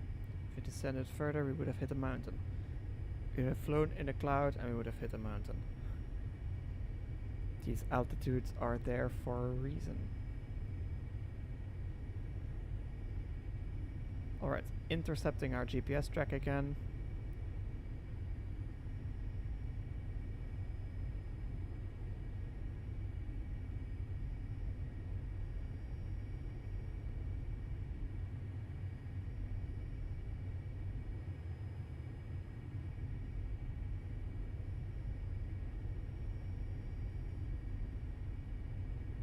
Nine miles away from Tokut, which is our initial approach fix. Or actually, Dunoir is our initial approach fix. Tokut is just to get us there. Oh, it's a bit of a strange approach. I've never really flown something like this before.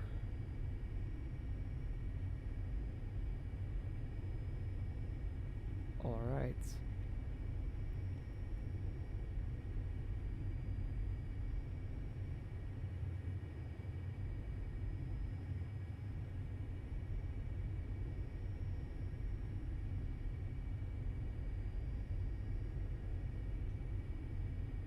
Let's get her slowed down to about 160.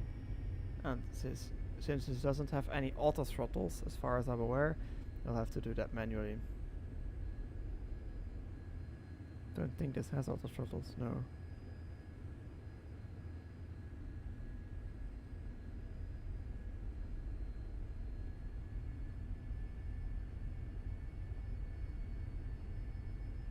If we're slower, we'll make a shorter turning circle, smaller turning circle rather, which is exactly what we want when we are surrounded by mountains like this.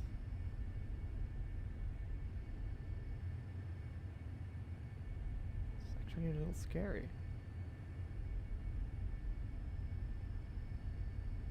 Mind you, we are actually on the instrument approach now, so this is doing exactly what it's supposed to be doing.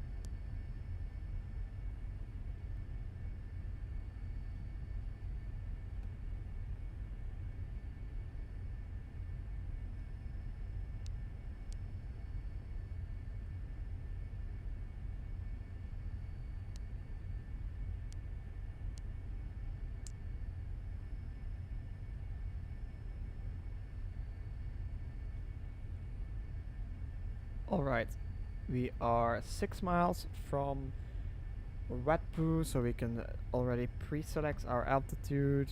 We're 5 miles out, so let's pre-select 12.9.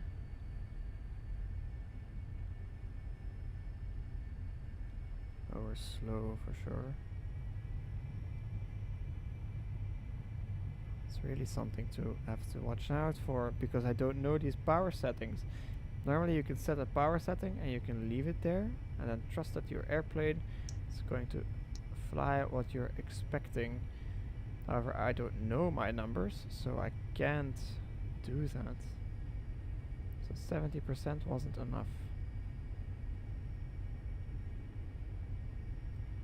3.7 miles out.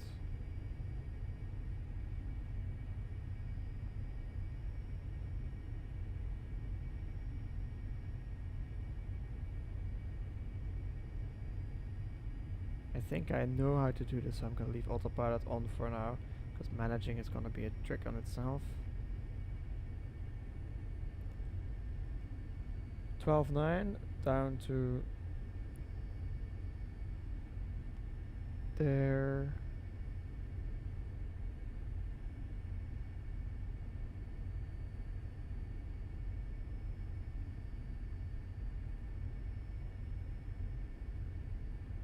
Now I think it's not going to switch to ILS mode itself. I'm pretty sure that that will never happen.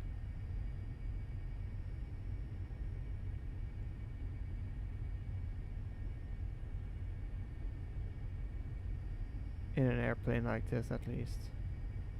Okay, we can descend.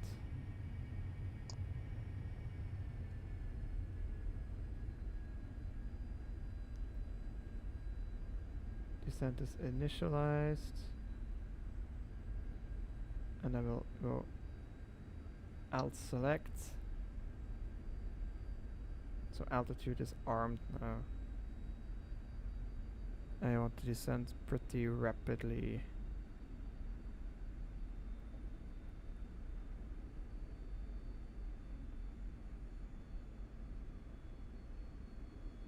What's our flap limit speed?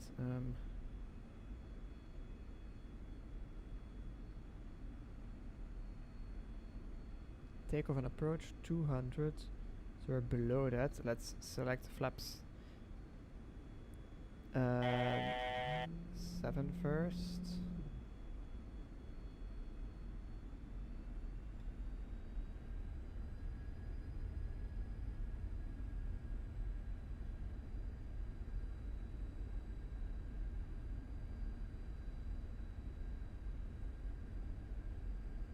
Four miles away. Next altitude is 1000, and it will be a right turn, as we can see. So I'm gonna zoom in a bit.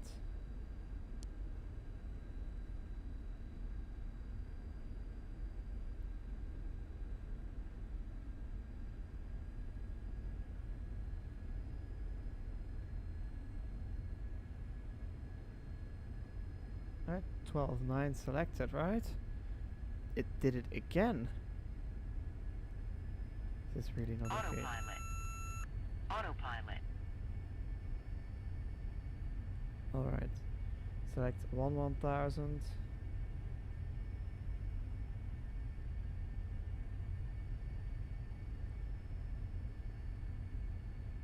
I'll bring the speed down to 140. We'll go flaps approach. Oop, don't want to descend yet.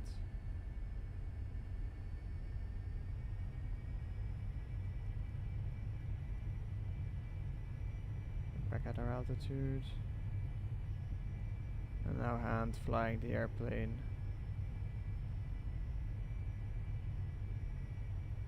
Which is a whole bunch of fun in and of itself.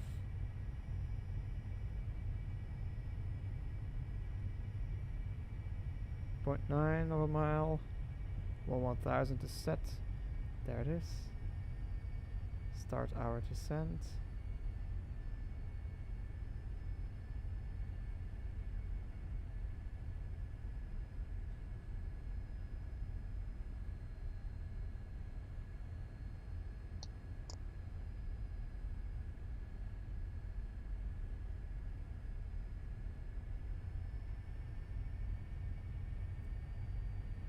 We'll go landing lights on.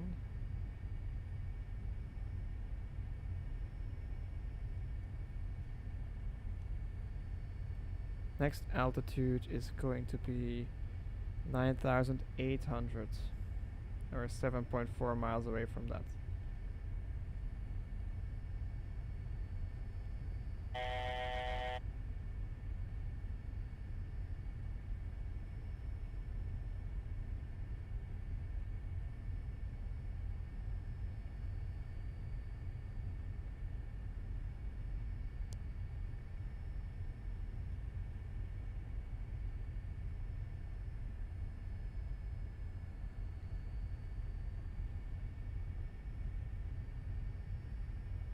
Gonna be our gear limit and our kickstand. 250. And 172 for landing flaps. Okay, we're below any flap speed now, so definitely no problem there.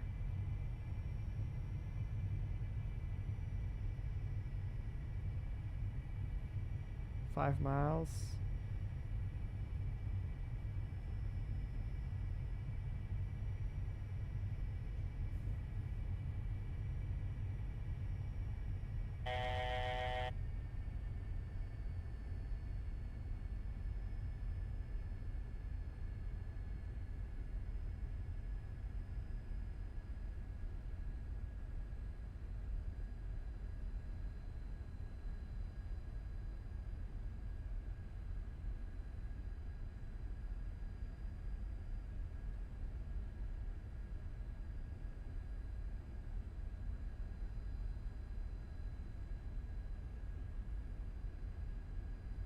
Oh, we missed our altitude there. Then I was paying too much attention to my distance. Oh, this is showing some terrible pilotship.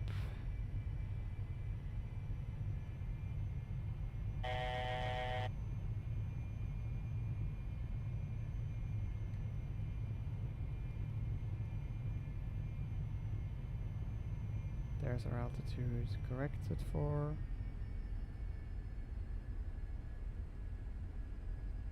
This airplane handles pretty peculiarly, so I'll have to get used to it. Let's use that as an excuse.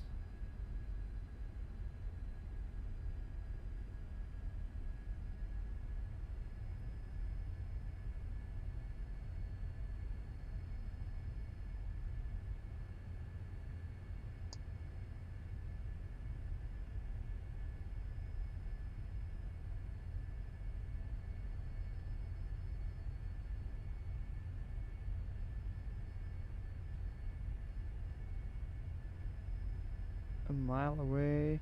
On our altitude set 9,800.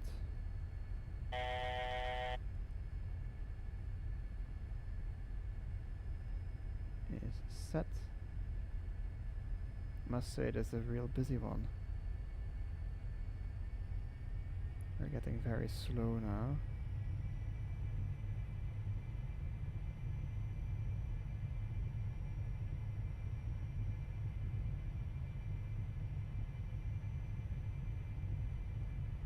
Start a descent.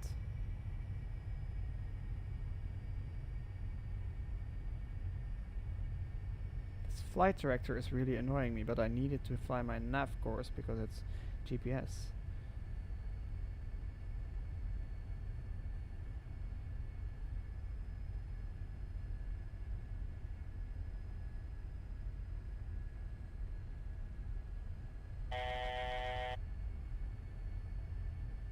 $1,000 to go.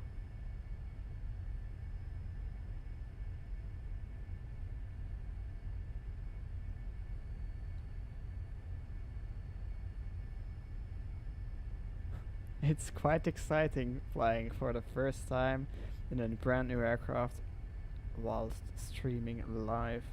The pressure is on. And actually in IMC today, so everything combined. No cheating. There's 9,800 coming up.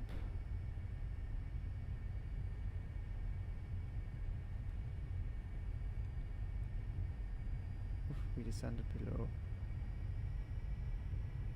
And then 1 mile, so 8,700 is the next one.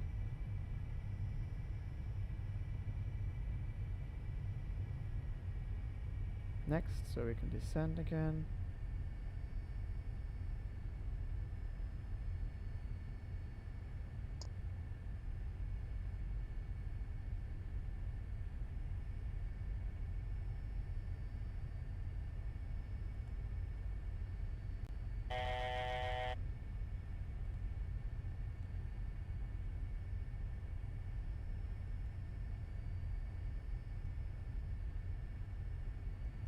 Okay, we're gonna intercept the localizer, so we'll go VOR.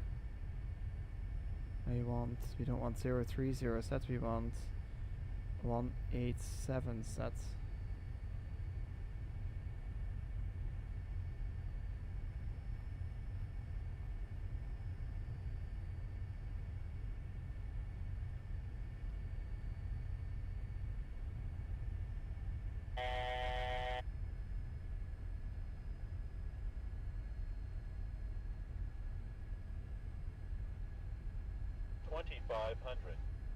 Alright, checked.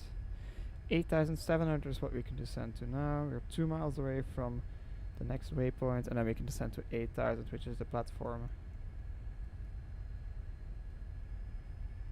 Getting a little snow. I don't know these approach speeds, that's really annoying. They are nowhere in the documentation. So we want the engine sinks off.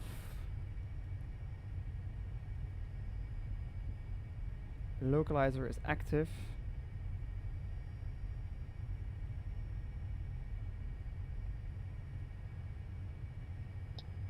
Should have approach mode on. So we're on localizer now.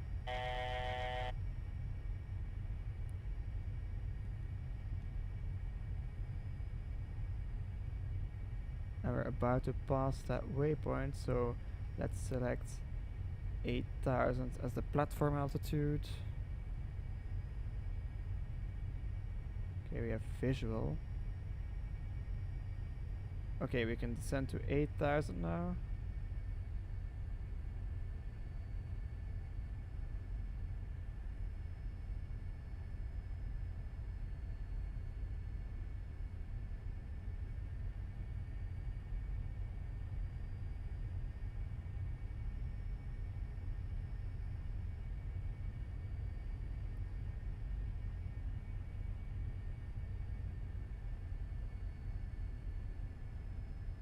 Alright, there's 8,000 coming up.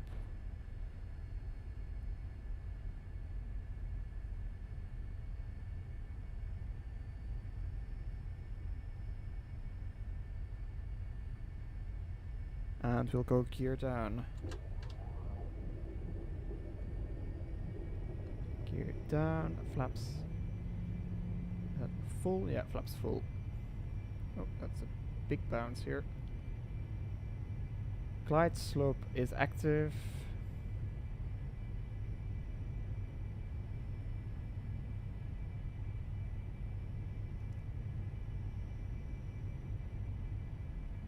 But we are visual, so that's fine. Gonna fly the ILS anyway. There's glide slope coming in.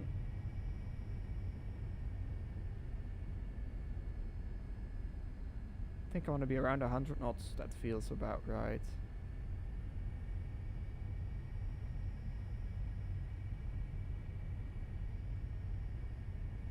Try to aim for about 100 knots.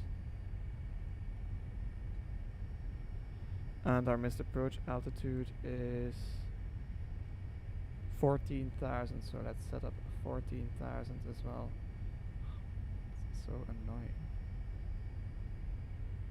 Let's focus on flying first.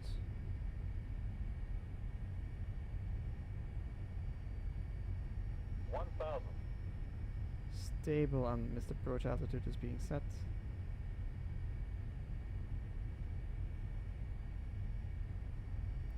There is. Oh, I hate it when you are trying to use the scroll wheel and it actually zooms in on you and moves the entire display. Physical buttons are much easier.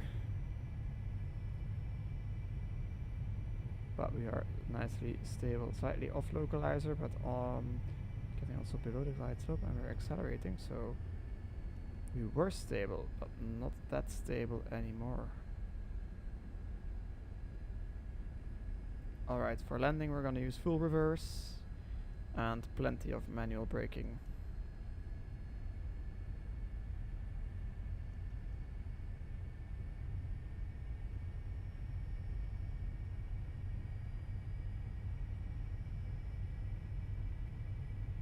I do like the snow, really has a special effect added. 500.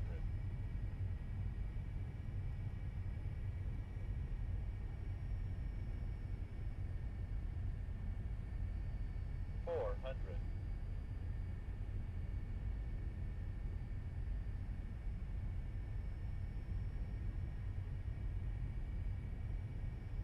300.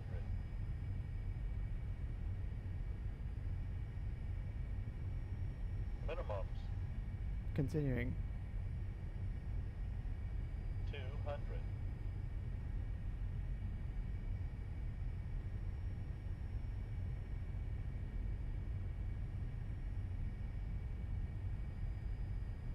100. 50. 40. 30. 20. 10.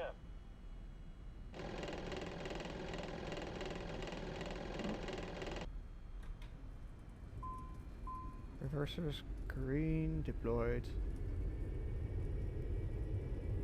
We got a stall warner on the end on the flare. I didn't like that. Okay, reversers idle. I will vacate here.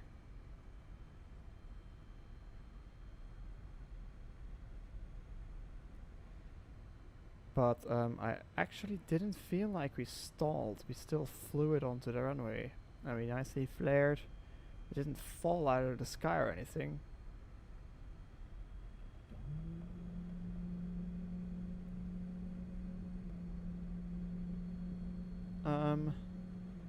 Where shall we park? We'll park with the other private jets over there.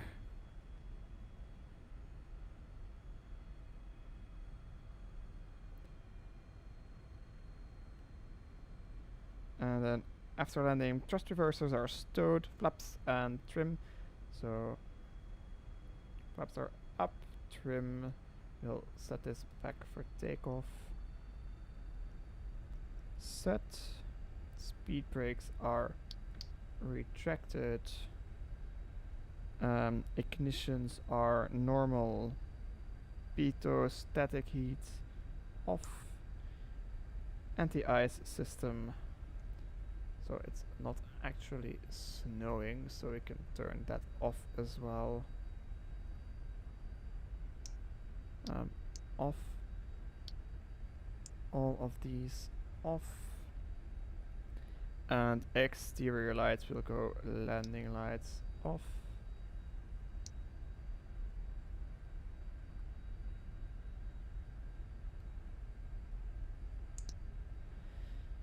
And transponder.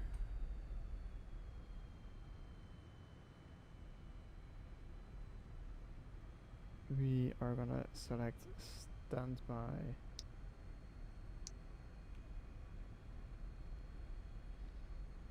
So that is after landing checklist completed.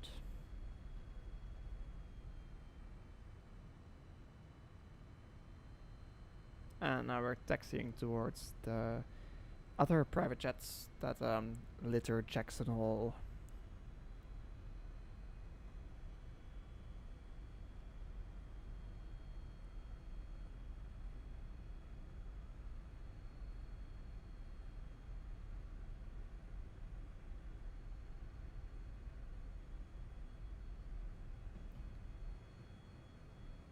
We'll get in here.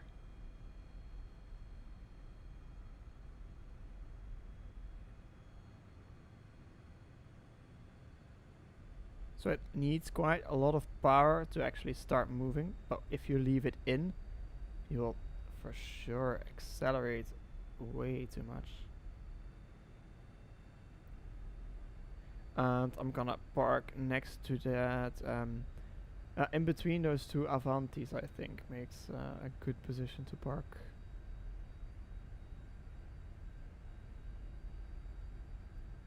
Because I can actually pull in there.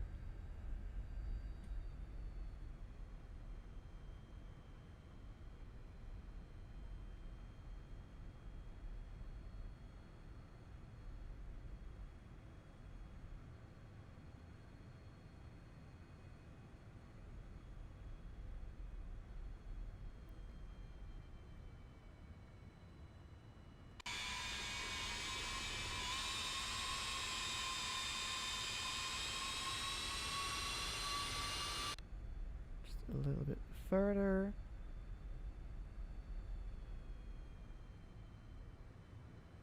Yeah, this is just fine. So we'll go here, select parking brake, engine shutdown checklist, avionic master switches off, cooling system off, flood cooling system off, standby gyro. We'll gauge that if we can't, so it's as required. Parking brake is set. Throttles cut off.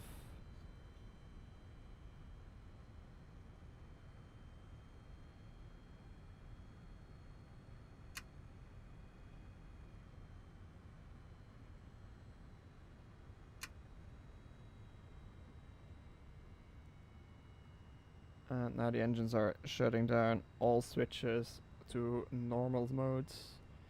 So we will go. Yeah, what are all the switches? Don't know. Oh yeah, beacon light can come off. Can come off. Lights can come off.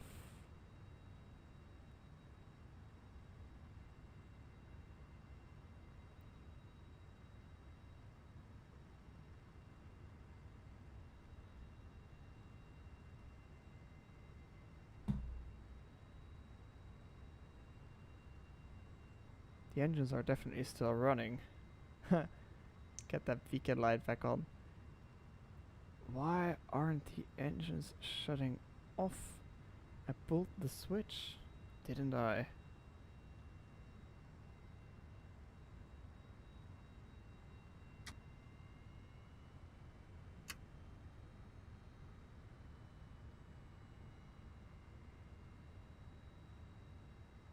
I guess I'll have to look that up as well.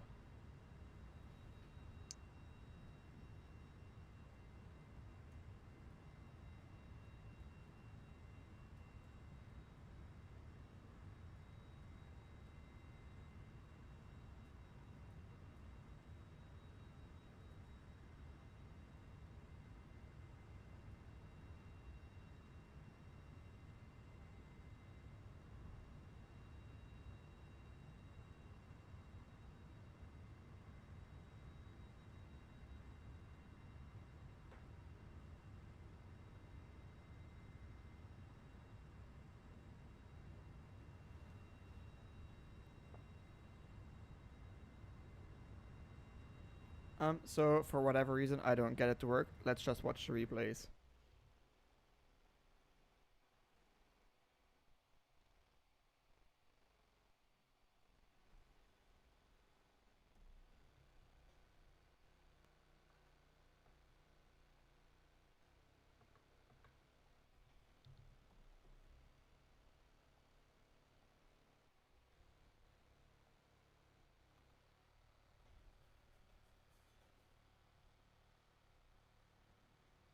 Get the airplane in here. Nice shot of the approach.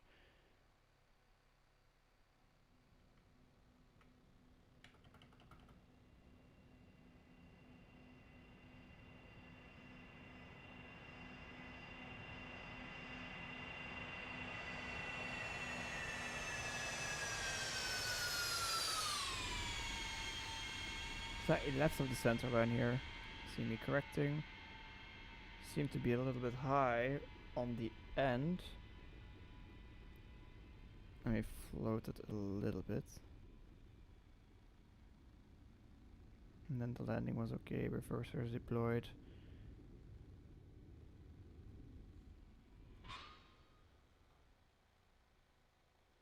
See what a tower view can tell us.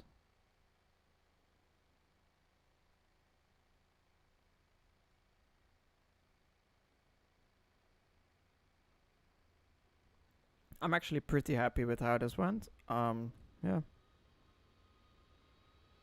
Apparently we had a stall order there, but we didn't really stall, as you can see. And then the reverser buckets deployed.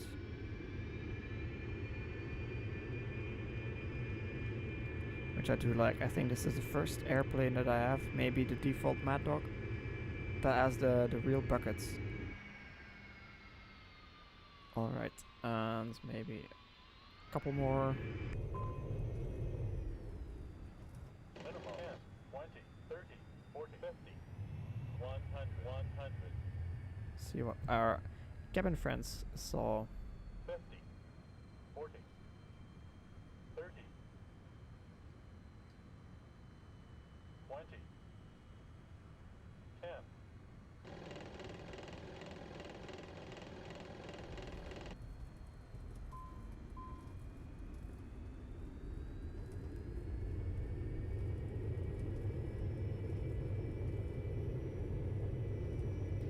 Alright, pretty happy with how this went actually. Let's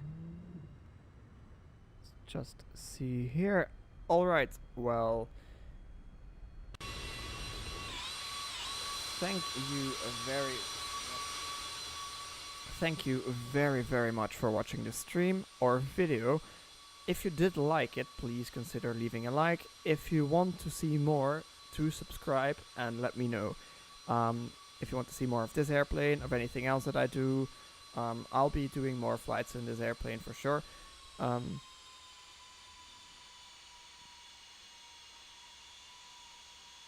But anyway, thank you very much for watching, and I will see you all later. Bye bye.